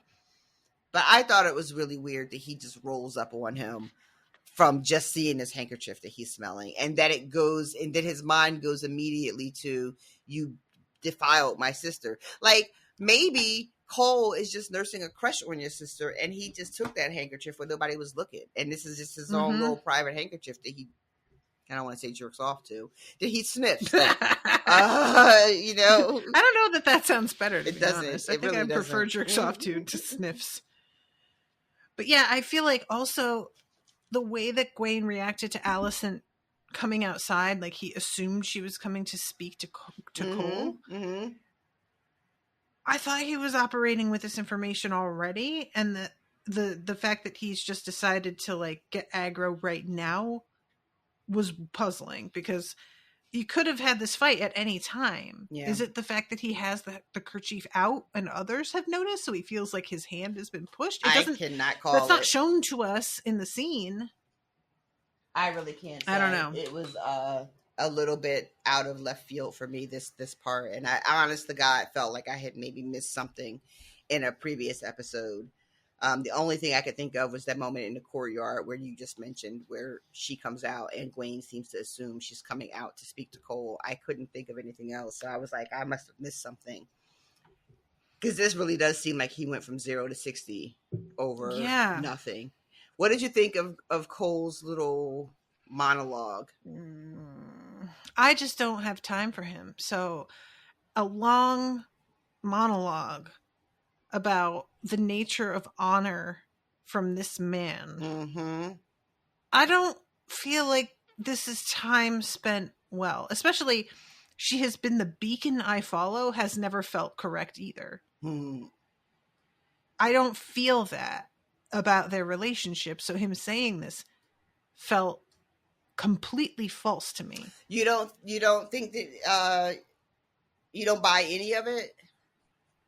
Like, you don't think that, like, the earlier parts of their relationship was that he was sort of following her lead because he thought she was this really righteous woman, and he had felt so like he had debased himself, so he was looking to her because she was this sort of paramount of, like, duty and honor and righteousness and all of those noble sort of ideals? I felt like that a bit. I didn't feel like that was part of their relationship this season. Not this season. No, I agree with that. I think it prior times, but not this season. I feel like we needed to have been shown something more to the two of them for him to be grieving like this at this point and saying these things at this point. If this were like, this would be a conversation to have had at the start of this season. You know, like, it just feels like things have progressed so far that he's talking about a time that doesn't feel like it exists anymore to me. And I know that's like part of the point of what he's talking about, is that, like, this time, did it ever really exist? Has this ever been real? Kind of, you know, the honor of men. But it just, it's, I am not feeling what he's saying in my guts and hearing this grief, because I keep kind of being like hung up and being like, really? Like, she was somebody who followed the rules and did things as one was expected to. But I also felt like that their relationship had started to progress into something else before this season even started. I didn't expect them to be sleeping together, but it was more like we turned a corner when we decided that we were going to take the crown away from Rhaenyra, and that it was almost like the two of them bonded over backstabbing her, you know, rather than, and I guess maybe he doesn't see it as backstabbing, and so that's the thing. I think that's the thing. I'm gonna allow this indulgence for him, because of what I said earlier about their past relationship and what I think he's thinking about and what he's referring to. I will say there's a line, and I can't. My HBO Max is being like a little weird, so I'm scared. Like I'm trying to like find like specific lines, but now it's being a little funky. But he says something to Gwen at the sort of beginning of this conversation about how his desire for women corrupts all men, or does he say has already corrupted me? I think he says it corrupted and something like it as it corrupts so many, and maybe honor is just a mist and not real. Right. So Gwen says that's a bleak philosophy, and he says, I don't have a philosophy except this, and pulls out his sword. So his desire for women has corrupted him in his to hear him tell it. Which I just thought was an interesting way to frame, because we just know of these two relationships, right? We know of Rhaenyra, we know of Alicent. Like, we don't know anything about who he was before he showed up. But it made me wonder about who he was before he should've up, right? Before he took this oath, because before he was just a fucking dude that was out here fighting, right? He wouldn't take an oath to swear off women or anything like that. So I'm wondering, has he just been like chasing women and falling into bed with with these women that he thinks he respects and admires, and then loses respect for them afterwards, or loses respect for himself after they fucked. Like, I don't know. He's just got a weird. It's got a weird deal, and it made me start to wonder how weird he was before we even met him.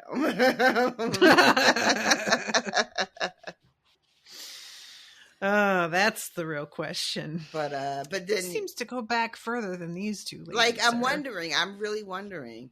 But and then this whole, like, you saw what the dragons can do. What we're marching towards our annihilation. And wouldn't it be a relief? What did you say? When he said, wouldn't it be a relief? And you were like, it would be a relief for everybody that knows you or something. Yeah, he says to die will be a kind of relief. And I was like, for us too, Kristen. Yeah. Because his main thing here to Gwaine is, you saw what I saw. And they don't say it. Mm-hmm. But it's, that Aemon did what he fucking did. I thought that I was on the good side. Mm-hmm. And then I had to see this fucking thing happen. Who am I fighting for? What is this even? Mm-hmm. And I would have a lot more patience for this if I didn't despise Kristen so much. Yeah. So it's hard. It's hard to... I will say, again, though, as far as, like, the actors, I thought he played that scene really well. I think that he did. The actor did a phenomenal job. And then we go from that to fucking Thailand fighting Lohor in the mud. Oh my God. This is so great. The fight is, like, pretty intense. And it looks like he has lost. Mm-hmm. And then he finally, like, gets the drop on Lohor and decks him in the face. And Lohor goes down. Mm-hmm. And gives I love how quiet everybody biggest is. Smile. Everybody is cheering. What's that? When everybody is cheering when Lohar is beating Thailand's ass, and then when Thailand gets those couple licks in, the crowd goes silent. Everybody's like, ooh.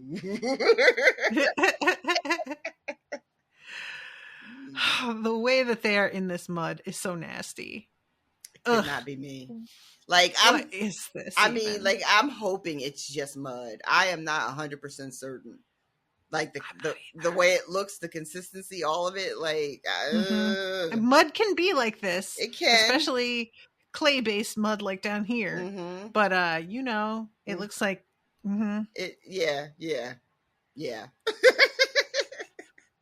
So Lohor says, you have impressed me. King's Landing has sent a most doughty ambassador. I had to look doughty up, y'all. I'm not even gonna front. I had to look it up. I mean, I got the context. It's a really weird word, but and so it means like brave and persistent. Mm-hmm. So I was like, oh, that's fun. It comes up a lot in the original books, and it also is repeated a lot in the Duncan Egg stories. Is it? Yeah. I guess I'll be getting that next too. So he's like, all right, so are you gonna do the thing that we agreed to?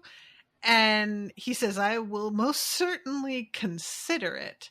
And then gets up and helps him to his feet, even though Thailand is just like, oh God.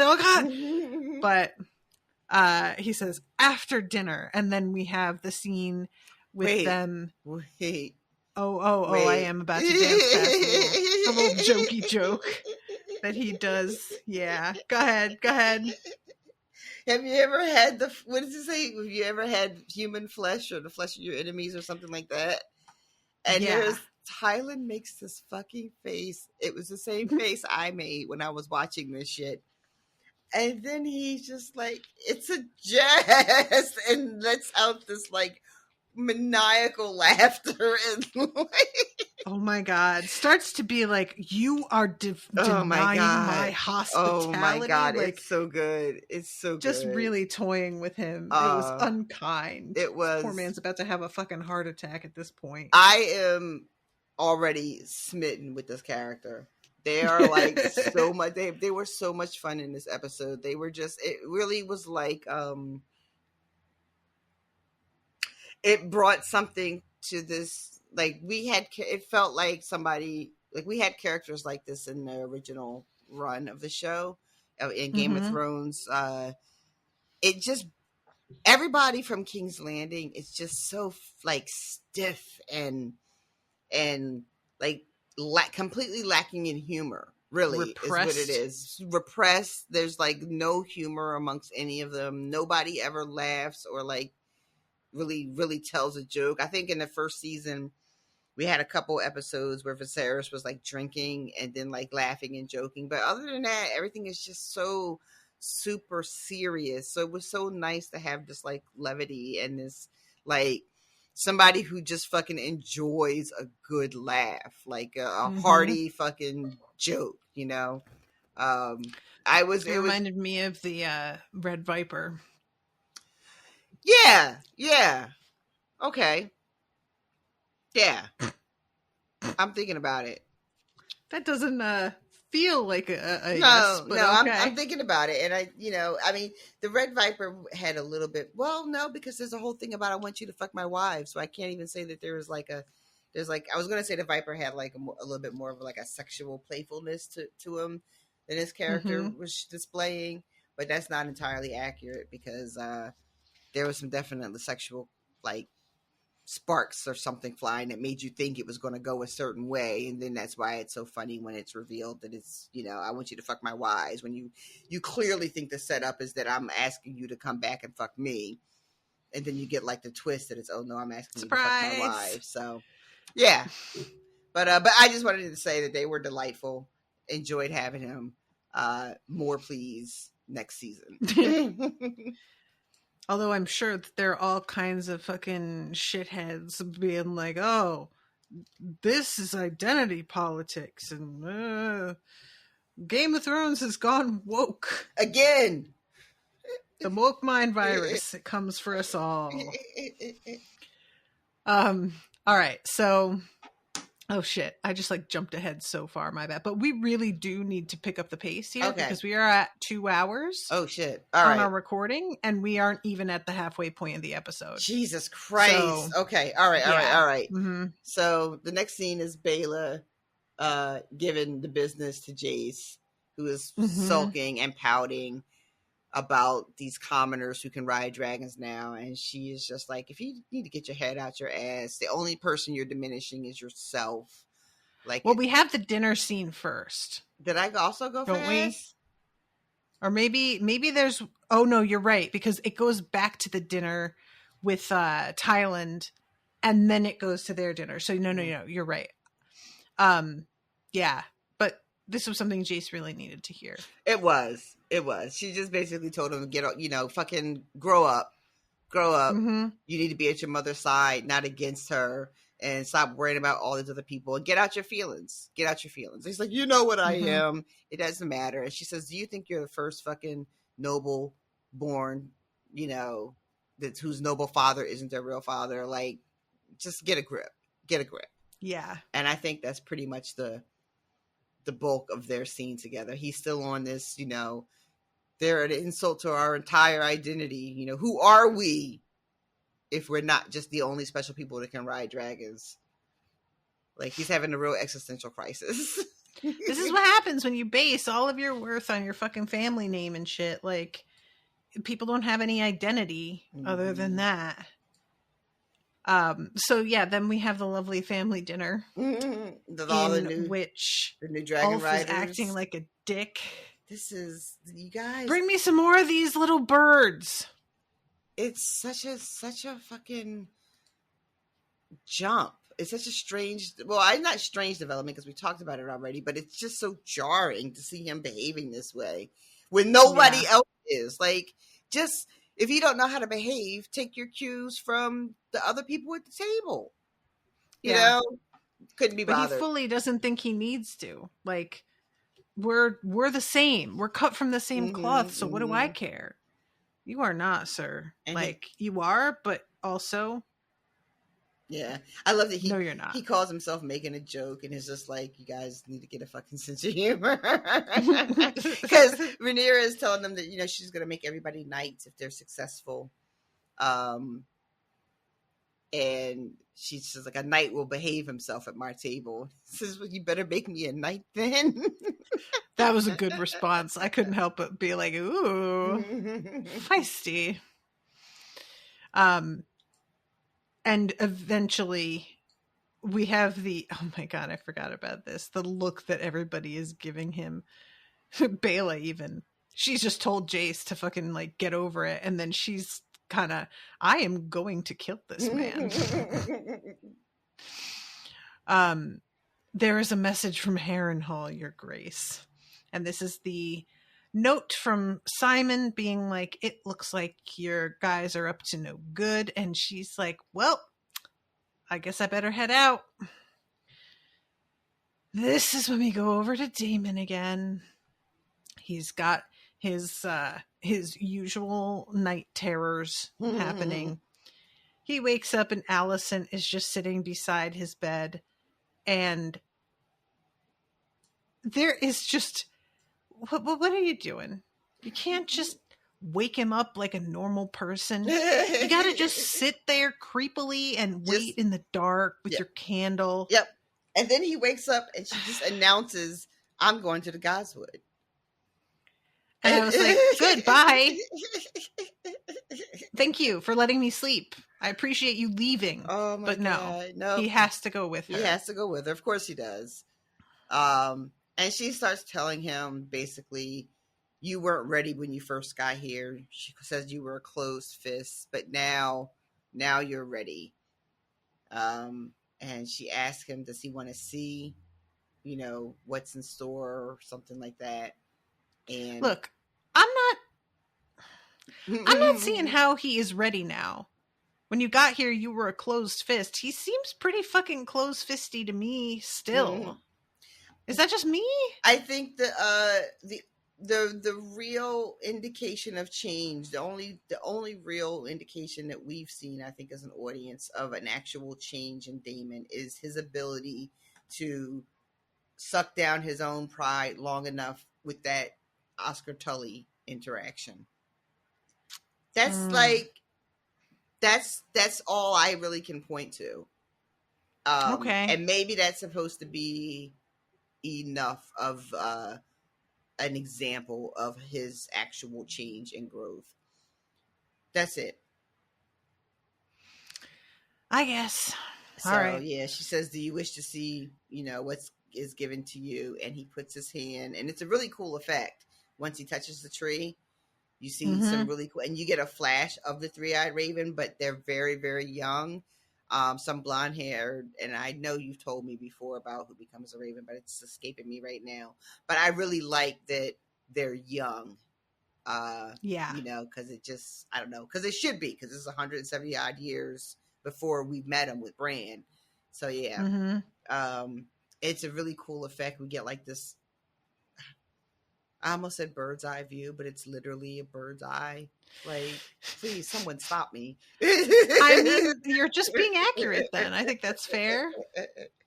And the tree does this thing where it starts like bleeding almost. And then we zoom through and we see White Walkers. We see bodies everywhere, puddles of blood. Damon steps and sinks into this pool, floats all the way to the bottom, or a sea, not a pool. But and then it flashes to a red comet. There's Daenerys' eggs. There's Daenerys with the hatchlings.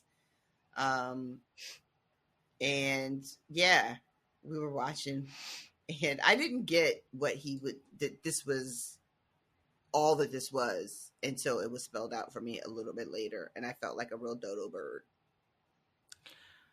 What do you mean? Like that he's seeing the Song of Ice and Fire prophecy. Oh, okay. Like I took them in like literal moments. Like I took it very literally. Like he was just seeing the future events that we know from like Game of Thrones, but he's actually seeing like a Song of Ice and Fire. Yeah. I felt, like I said, like a real doofus. Yeah, because Helena even says it is a story. Like that's how she starts things off. So And she says, and you are but one part in it. That's the same kind of line that Allison said. Know your part. And then the music fades out, as the subtitles are so helpfully telling me. And he pulls his hand back. He's back in the Godswood. And he hears Allison say, you know what you must do. And then we cut over to Helena, who is on the rooftop. Wait, who says you know what you must do? I thought that it was Allison because it's after he comes out of the vision. So I thought Allison was still standing there. Oh, Alice Rivers. Oh, yes. Okay, God, I was fucked up for a second. So yeah, I really like this inclusion that it's really suggesting that Helena is actually there. Like she's actually doing some sort of like astral projection shit. Which is super, super cool. Cause I didn't know she got down like that. Yeah. Which is all the more reason not to put her on a dragon. Mm-hmm. You cannot give Luna Lovegood the keys to a plane. She's gonna just completely like vision out in the middle of it and crash into a wall. Luna Lovegood. She very much is. I like too when she says you know your part. It felt kind of like two things she's saying there, like you know your part in this story, but also like I know what you did. I know what your part in this was. What you did, sir. I could be reaching, but I was just like, oh, I like that she got that the way she looks at him when she says it. That's interesting. I hadn't thought of that. Maybe. Yeah, and then Eamon walks out right at the tail end of this. So she's on her little patio. And he's trying to convince her again, but he's going to try a different tactic this time. Now it's brotherly, sisterly affection. And, you know, I understand you don't want to hurt anybody, but, you know, these are desperate times, desperate measures, etc., etc. And then she drops what I personally thought was a huge bombshell. Yeah. Yeah. He's like, come with me to Harrenhal, and we will lay waste to Daemon and his army, and let our enemies see that we will answer outrage with outrage. And she says, and if I refuse, will you burn me as you did Aegon? And he shocked. Gets... Oh, man. He just says, that is a lie. And she looks at him and says, I saw it. Mm-hmm. You burned him and you let him fall. Yep. And he has some tears in his eyes. Yep. Good. He should have had more. It really feels like tears for himself. Yeah. What you say is treason. Mm-hmm. And she says Aegon will be king again. He's yet to see victory, and he sits on a wooden throne. And it's not looking good for you, buddy. You're gonna be dead. And then she says something which I don't understand. You were swallowed up in the God's eye and never seen again. And I don't know what the God's eye is. Is that the sun? What's the God's eye? Is that a place? I don't want to tell you. You don't want to tell me? Boo! It's been mentioned in the main story a couple times. I can't remember. But I don't want to. I feel like it's just going to give so much away. But maybe if it comes up in the main series and you're like, oh, that's what it is. It'll be... I just can't remember if it does or not. I wonder, is it... She says swallowed up. Maybe it's a body of water. Is the God's eye a part of... I don't know. I'm not gonna spin out and take up too much time with my trying to remember something I'm not gonna remember. But he says I could have you killed, and she's basically like, it fucking won't change anything. It's still gonna happen. What I saw is still gonna happen. I like this wooden throne situation that she sees Aegon sitting on. So I guess that's where he goes to, wherever he goes with Laris Bravos. Hmm. I'm not sure. A wooden throne. Yeah, I don't know. But then we go to So Harrenhal with Harrenhal Rhaenyra. looks so crazy. This is a It's so dope fucking shot. humongous. This is such Yeah. a good shot. Them flying in like that. That place is a fucking monstrosity. It is. It's really remarkable how good the effects are this season. Yeah. I can't believe like the difference in everything. You know, there are moments where I'm kind of like, that doesn't look amazing. But for the most part, I'm always just completely immersed in the moment and don't fall out of it because I see something that looks particularly like bad. a Starbucks cup. Oh my God. I forgot about that. And the water bottle. Just insane. What on earth? Yep. Apparently they went back and like fixed it so you can't even like find it anymore. Yeah. But those of us that were there, we saw it. So she sits down and Simon comes to meet her outside. They look so tiny outside. Oh, sorry. They look so tiny. I just dropped a paper clip. That was a paper clip? It was one of those like claw clips. Oh, okay. Like the, all right. the ones, yeah. what are those called? I was about Binder to clips. say, what kind of fucking paper clip do you have? What? You don't have 6-pound paper clips? But I was just saying how tiny they look outside of Harrenhal when they're standing on like the stairs. Yeah. This scene is just so drawn out. Can we just get to the point? And be like, Daemon declares for her and Neil's end of scene. I don't like how she comes into the hall and Daemon, cuts through the crowd to meet her, and everybody is like standing around to see what Daemon's going to do.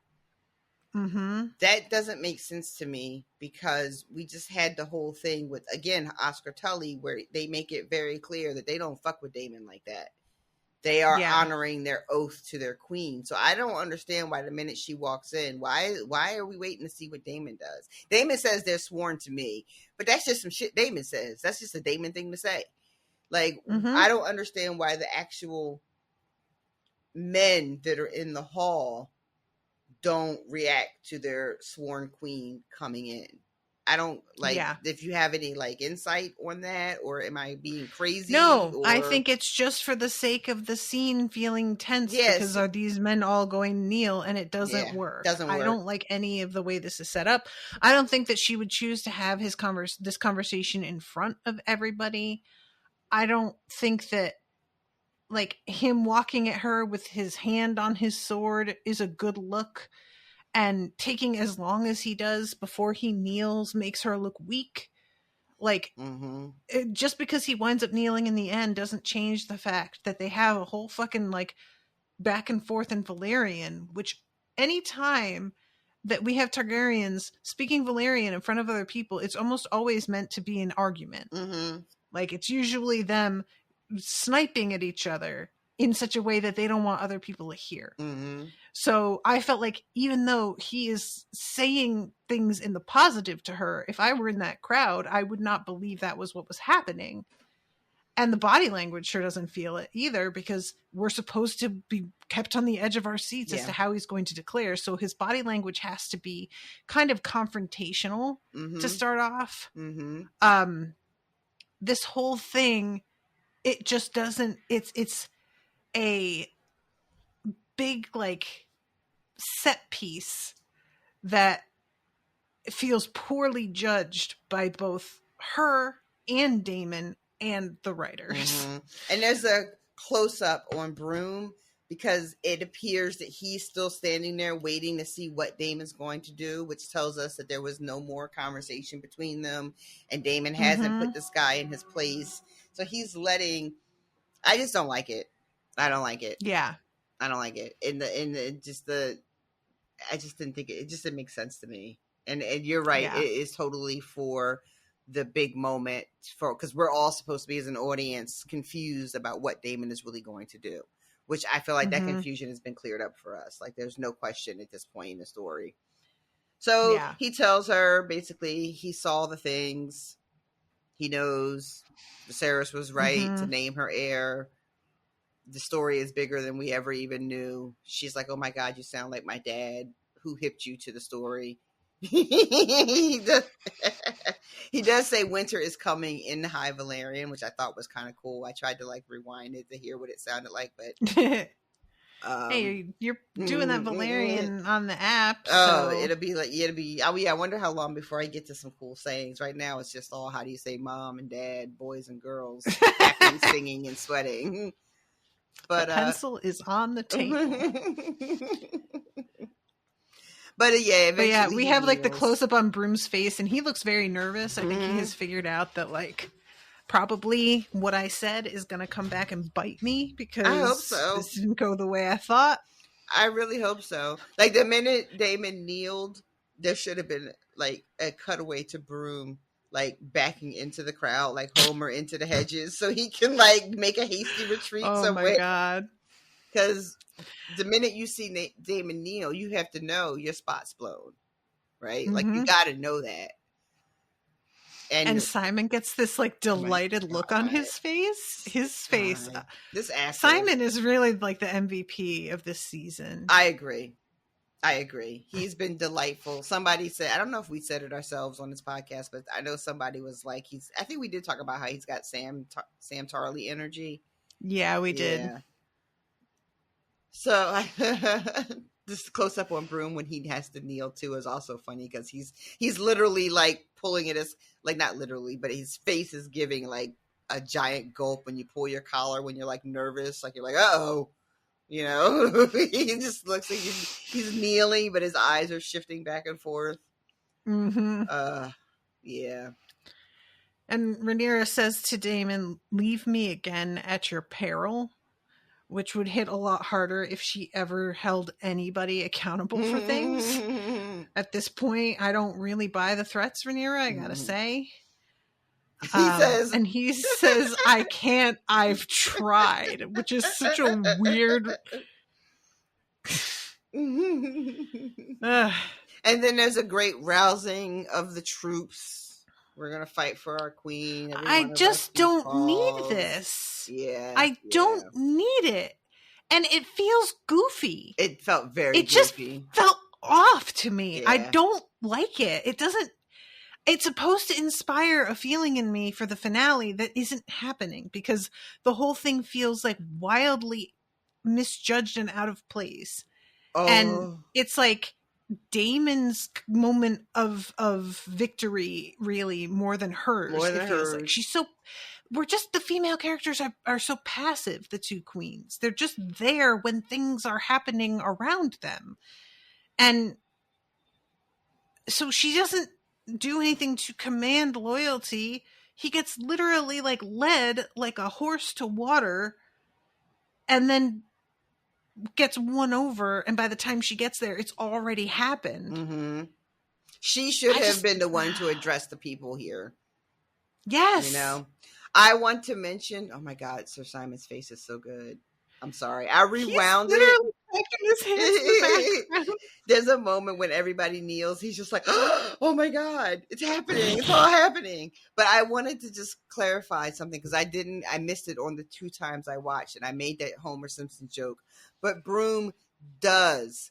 When everybody is cheering, he's weaving his way out of the crowd, going towards the back. Oh, is he? I didn't even see that. He really is. Amazing. Hold on, I gotta go to this part where... Hold on. Daemon stands up, and... Okay, I'm looking at the crowd. Yeah, you'll see him. For every one of us who falls... Okay, Broom is still in the front at this point. For every one of them... There'll be 100, the No Mercy, we fight for a queen. Everybody stands and fist pumps into the air. And up there goes Broom, just fucking literally running. And Damon is sort of, it feels like, chasing after him for a second, but he doesn't. Because he kind of presses into the crowd. But, yeah. Oh, that's so funny. All right. So now I'm worried because I didn't clock that. So now Broom can't go back to Dragonstone. So he's got to go somewhere. And I'm thinking he goes maybe back to the Greens, even though he claims, like, I don't know if they would accept him, or I don't know, where does he go? You know, he can't go home. I don't know. Essos. Me? Where everybody goes. I mean, shit, if you want to stay alive, that would probably be advisable. But if he's just allowed to get away, that's going to come back. That's a problem. That's a problem, and Damon should have dealt with him the minute he said the shit he said. Or if he was still undecided the next morning after he had the dream and he made his decision, because I don't believe he's making this decision in this moment. The minute he decides he's going to stick by Rhaenyra's side, the first thing he should have done is had Broom arrested. That man should not be free to be standing, walking around. And it doesn't make any sense to me why Damon wouldn't do that. That literally makes no sense. And then we'll just move on to Corlys and Adam. Corlys and Alan, sorry. I almost corrected you. I got the names right, but like before you did for once. You're usually so much more on that than me. So this scene is so brutal because it already starts off with, like, you can tell that Adam is pissed. I did it now. Fucking got it in my head. God damn it. You can tell that Alan is pissed and has been, but basically Corlys is here to reprimand him for not being a good enough leader and showing enough enthusiasm for the position he has so generously been gifted. Where's the gratitude at? Says the man who abandoned your son for 40 years or however old they're supposed to be. 20, 30 years. And then we get Corlys, his monologue about watching this wealthy man with his trueborn children wander around with the, like, ultimate in luxury at his disposal, all kinds of income that he could have been using to help their plight while they starved and froze and scraped. And he would literally, like, walk past them and not acknowledge them. But now that your real kids and your heir are all gone, now you have time for us. And I didn't realize, and I don't think there was any way for me to have realized that these interactions that Corlys was having with Alan was new, right? Like was post the deaths of his children. I kind of thought that Corlys had been not checking for them in a way to, like, help them, but, like, we know Alan had saved Corlys on the Stepstones and, like, had, you know, been around. So I didn't put it together that it was really after his children were gone. That's what made you suddenly start to give a fuck about me and, like, raise me up and put me in your ship and give me even the opportunity to be at the Stepstones, you know, to save your life because your other kids are gone now. I thought this, we had just had a conversation last week about this actor, and I had said that, you know, it seemed to me like the stiffness was a result because he was so clamped down, like he was holding all of this anger and rage, like, barely beneath the surface. And it all comes out in this scene so beautifully. I thought he did a really good job. And I know you're, like, kind of lukewarm on this actor. I thought that I thought he nailed it. What did you think about it?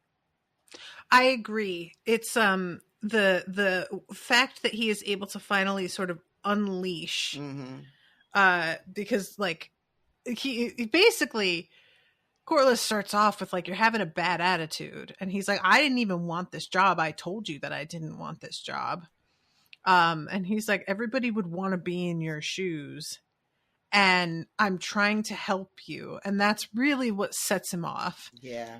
And I want to read, like, part of, because when he turns around, the expression on his face is, are you fucking Mm-hmm. for real right now? Mm-hmm. You really just said that to me. He says my God. He tells Alan that I'm going to have like a good relationship with my first mate, but you've been curt with me. Curt with me. What? And then when Alan turns around and is like, are you fucking serious? Corliss has the gall to say, I meant no offense. You may go. Oh, may he? Yeah. And I love the way Alan looks at him like, this motherfucker. Mm-hmm. And just says, do you know what it was like?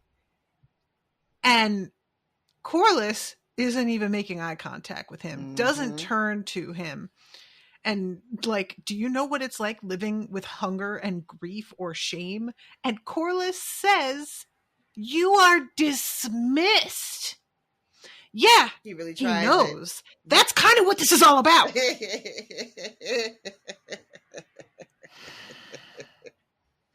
Yeah. I thought that the actor that plays Corliss, his face as he's getting red like this is so good.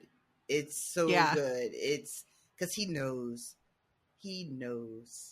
that he can't say shit to any of this. He knows he's dead fucking wrong. And it is so much shame and grief and regret on Corliss's face as he's listening to this rightful read for filth. Oh, so good. This was so good. And it was building now all you season. wish to suddenly scatter the crumbs of your favor. That is such a good line. Yeah. Now you I'll remember serve you because I live. must. But if it's all the same, I will decline any offers of help. If I survive this war, I will continue as I began, alone. Devastating. Fucking devastating. And I really love at the end of it, there's like a sensation of almost, I can't believe I just said all of that. She's like walking away. Yep. Like he has been holding on to this so tightly, and Corliss has just been pushing him and pushing him and pushing him all season. This felt, in my opinion, really earned. Like this felt like right and true and earned, and I was here for it. It was a wonderful, wonderful scene. Raina is next. We're just gonna pass that. Indeed. So then we're going to Rhaenyra and Mysaria plotting on the balcony as they do. Again, with Rhaenyra just being like, I can't believe that I have to go to war. Oh, why do I have to do it? My daddy wouldn't like it. Ugh, enough. Christ. Nasira kind of holding her up, telling her, listen, you're going to do what you have to do, and that doesn't make you any less just than you are in this moment. It's not, you're going to do these things because you have to, but they're not going to change who you are, which is, I think, untrue. Right? Yeah. Like, that's a little rosy-eyed. That's a little fib. Yeah. That's a little fib you tell. It's a little, yeah. Yeah, and I'm glad you said that. I'm glad you made that joke because I suspect Mysaria knows that it's like bullshit, but she needs to get Rhaenyra over this hurdle, this hump that she can't seem to get past.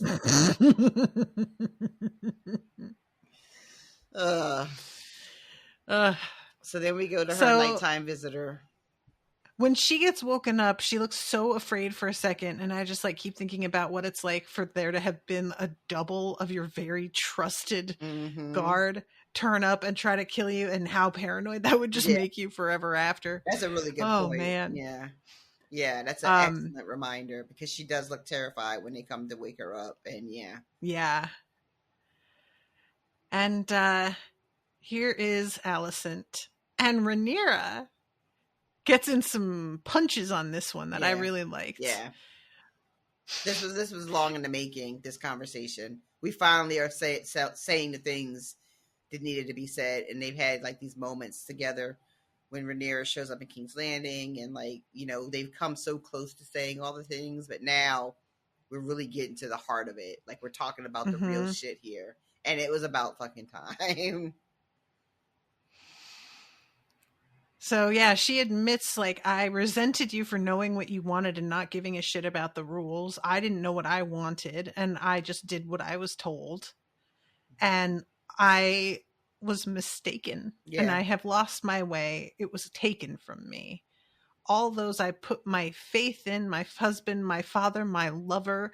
And she's like, oh, lover. The incorruptible queen sullies herself with a lover. Do tell.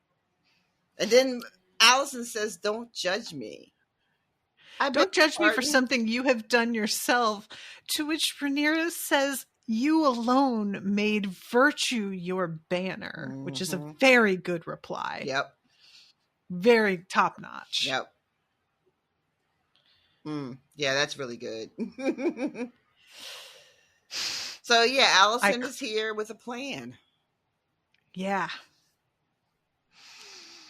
This whole thing, the two of them, God, you guys just make up already.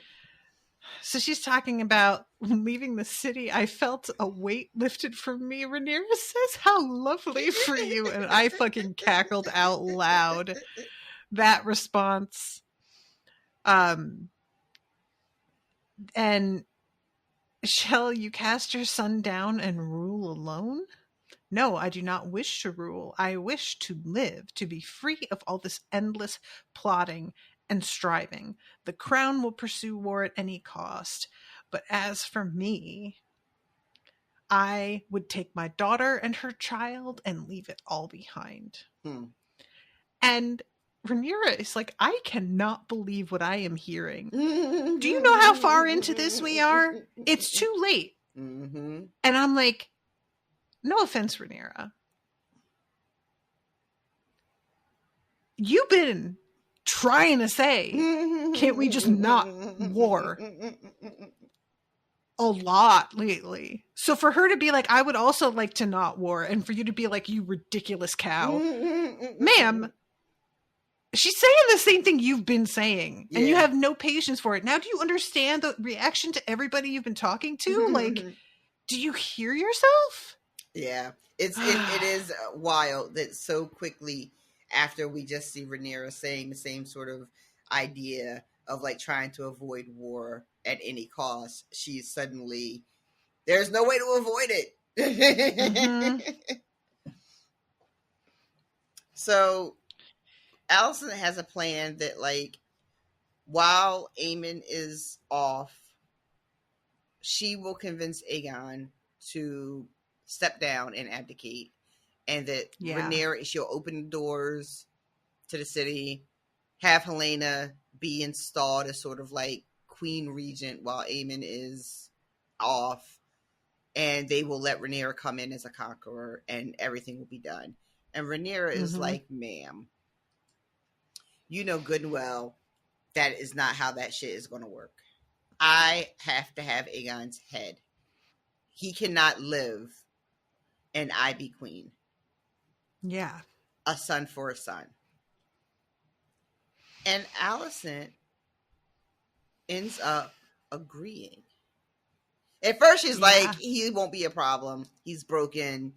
You know, he can't, you know, he's not an issue. She tries to play it like that, which Rhaenyra calls out. There you go again, trying to have everything, you know, your way. You can't have it, you know, you can't have both ways. You have to make a choice. You have to pick. You have to choose me or your son, basically.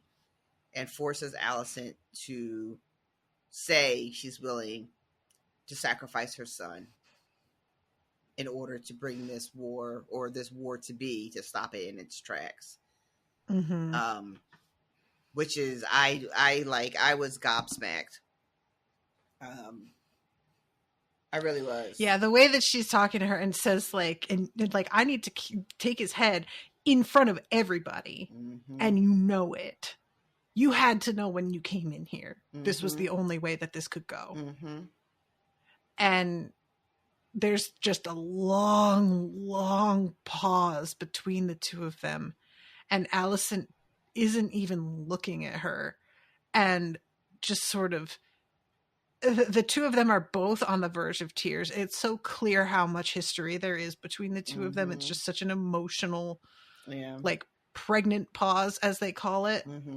And she looks up at Rhaenyra and just nods, and you can see Rhaenyra kind of overcome at the fact that she said yes. I think it's like a combo of, I was hoping for this, that there would be a way without the war, and I'm getting it at the expense of her having to like give up her son, which is only fair, but also I know this is a fucked up thing to ask. Yeah. The whole thing is just so riddled with baggage. So much history. And Rhaenyra is talking about how like there has to be a price that has to be paid, and that how she had to pay one and she didn't even have a choice in it. And this was a really, I mean, there was so much good acting in this episode. This was just like, this was a scene where I was literally like enthralled. I was like watching it. Like, yeah, I couldn't take my eyes off of the screen for this part. Yeah. I was very glad to see the two of them on screen together again, because they just have great chemistry. They really do. I didn't think that we would get them in the same room again. Yeah. They really do have amazing chemistry. Like, it feels like there's a real decades-long friendship between these two actors. It really does feel like there's something there between them, right? Yeah. Oh. So, yeah, 3 days' time, Allison says. Yeah. And she says, like, I just want to be free and go and breathe the air and die unnoticed. And she tells Rhaenyra, come with me. And I was genuinely surprised that she even bothered, because I'm like, at this point, what do you even mean? Yeah, like, what do you think you guys are gonna do? But yeah. What was I just about to say something and I forgot that fast? Damn it. Oh, I'm sorry. No, it's okay. It was her breathe the open air and die unremarked. Oh, it's what Rhaenyra says to Allison about how history will regard her, that I thought was really interesting. She's like, you'll be marked a villain, a grasping, striving woman, who betrays her family. And that's what, and Allison is just like, yeah, I don't care what the history books have to say about me. It made me wonder if that was like a sort of a shout out to book readers about the way Allison is portrayed in the books. It very much felt like that, but was not adequate to me. It felt like they were trying to be like, see, we're addressing, and I'm just like, no, come on. It just like took all of her agency away for a fucking 2 full seasons practically. Doesn't count. Not enough. Nah. So then we get our new dragon riders getting suited up. We have yet another check-in with Rhaena.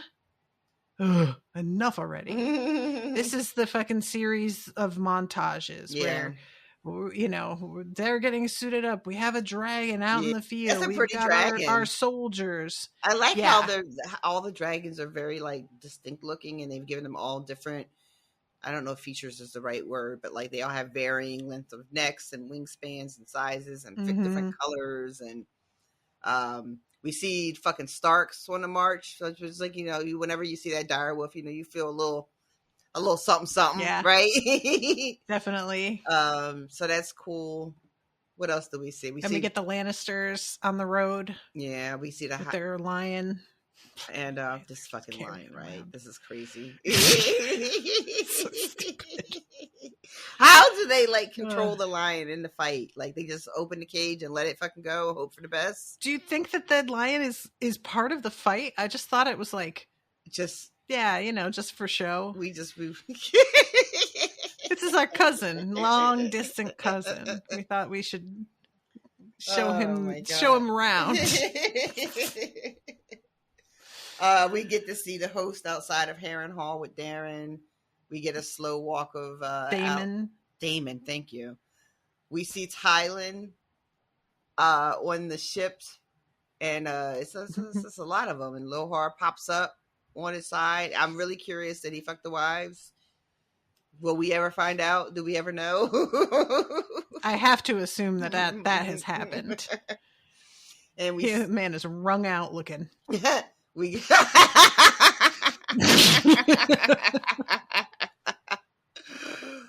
we get a shot of Corliss and Alan heading out to the new ship, and Raina some more. We actually see the dragon finally now. Mm-hmm. And scrawny ass. It is like not stealing enough sheep, clearly. It does have cool hooked wings that I thought looked neat. Yeah, it's got it's a weird looking dragon. It's not just that it's scrawny and like malnourished and like living on the fringes, but there's a very weird, it doesn't look like the other ones at all. It's almost like it's like when you find a stray cat with a bent tail and an ear that's been chewed. It's like that. Kind of. Yeah. Yeah. So yeah, you're all like zigzaggy. Yeah. Something happened. It's dragging in the streets. And then a close-up of a caged Otto. And we have absolutely no context. Nope. For like where he is, who has him, like, yeah. And then it just kind of ends. That's the episode. Yeah.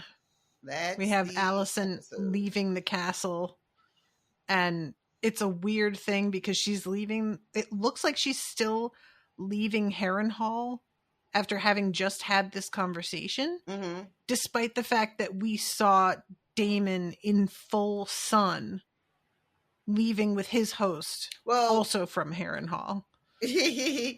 So the timing there really confused me. I gotta admit. Well, she's not leaving Harrenhal though. Where was she just walking out of? She was leaving Dragonstone from the midnight meeting with. Right. But she wasn't. Didn't she go to Harren? She didn't leave Harrenhal again, did she? Go home? I assume she did. I assume she left because otherwise, fucking Allison's not going to get a secret passage to Harrenhal. She's going to find Rhaenyra at Dragonstone at home. So that's true, right? So she's got to be back home. Nevertheless, though, it seems like we go back in time. Well, we're all over the place because her exit. Because we do, because we see all the hosts in the daylight marching. Yeah. So it's just Otto shit is at night or in a dungeon. I'm not sure which is happening there, but it's dark as shit except for like the light of a candle or torches. So I think what they did is they start the montage with Allison and Rhaenyra wrapping up their thing, and then they cut to all these other things, and then they come back to Allison as a closer. I think is what they're doing there. But yeah, looking out on the sunrise. Oh, and we also see Aegon and Larys in a cage of birds. Yeah, they're like on a fucking freight train. like riding in the can, like in the stock car, like on a couple of hobos, like hobos. Yeah, they can like share a can of beans every minute. They got a can of beans, but they each have like a pure gold fork that they pull out for their beans, and people are like, "Hold on a second, that doesn't line up." Yep, and then the credits rolled, and millions of people everywhere groaned. Because what do you think about, like, is Larys the one that put Otto away? Because I assumed it was, but then Larys is like in this wagon with Aegon, and we don't see Otto, and somebody clearly went to Otto in the dark. I mean, my thought was it had to be Larys behind Otto's disappearance, but maybe maybe Otto was waylaid, because there are other factions for Rhaenyra that are out fighting, like they're fighting actively fighting the High Towers. It's like the Beesbury family, the Beesburys. So maybe he got snatched up by somebody's army. But it seems to me like that's the kind of thing you would you would tell somebody, like you would send a raven and be like, I got your man. Yeah. What yeah. what you think about that? Y'all need to stand down or something. So I don't really know. I don't know.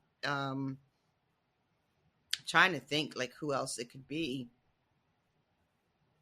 If it's not Laris, then maybe it's just somebody out of left field that I don't know yet. That's a player that I don't realize is a player. A house that I'm like ignoring. A disgruntled person that left court that wants to answer. Like, disgruntled was always funny. Like that word, because Otto pulled some shit, right, when he put Aegon on the throne, right? He had those people who forced them to kneel, and whoever didn't kneel got hung. So there's like people out there. I don't remember the name of the houses that hung, had him hanged. Ugh, I don't like it. So maybe one of those families caught him on the road. I he doesn't lack for enemies.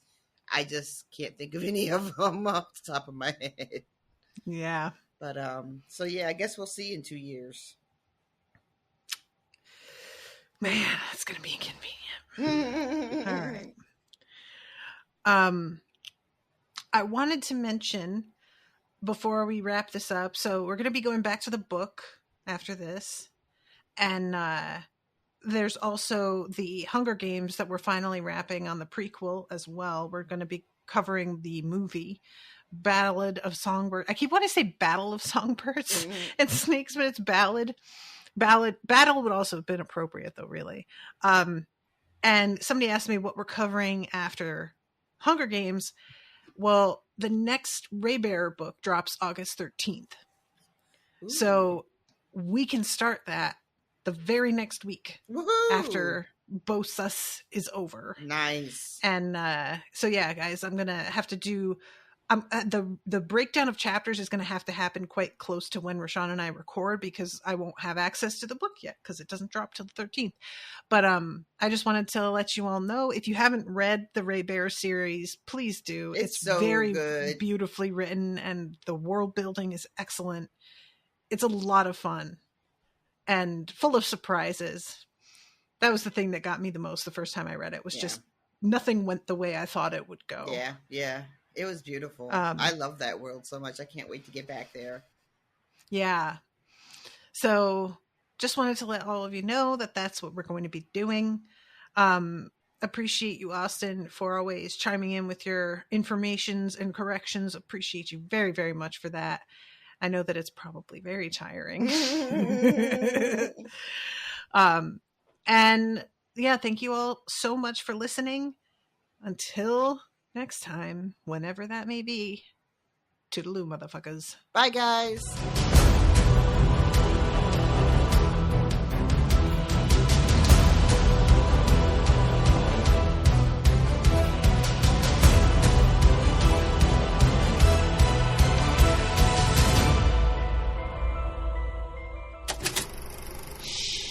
That was an Unspoiled Network podcast.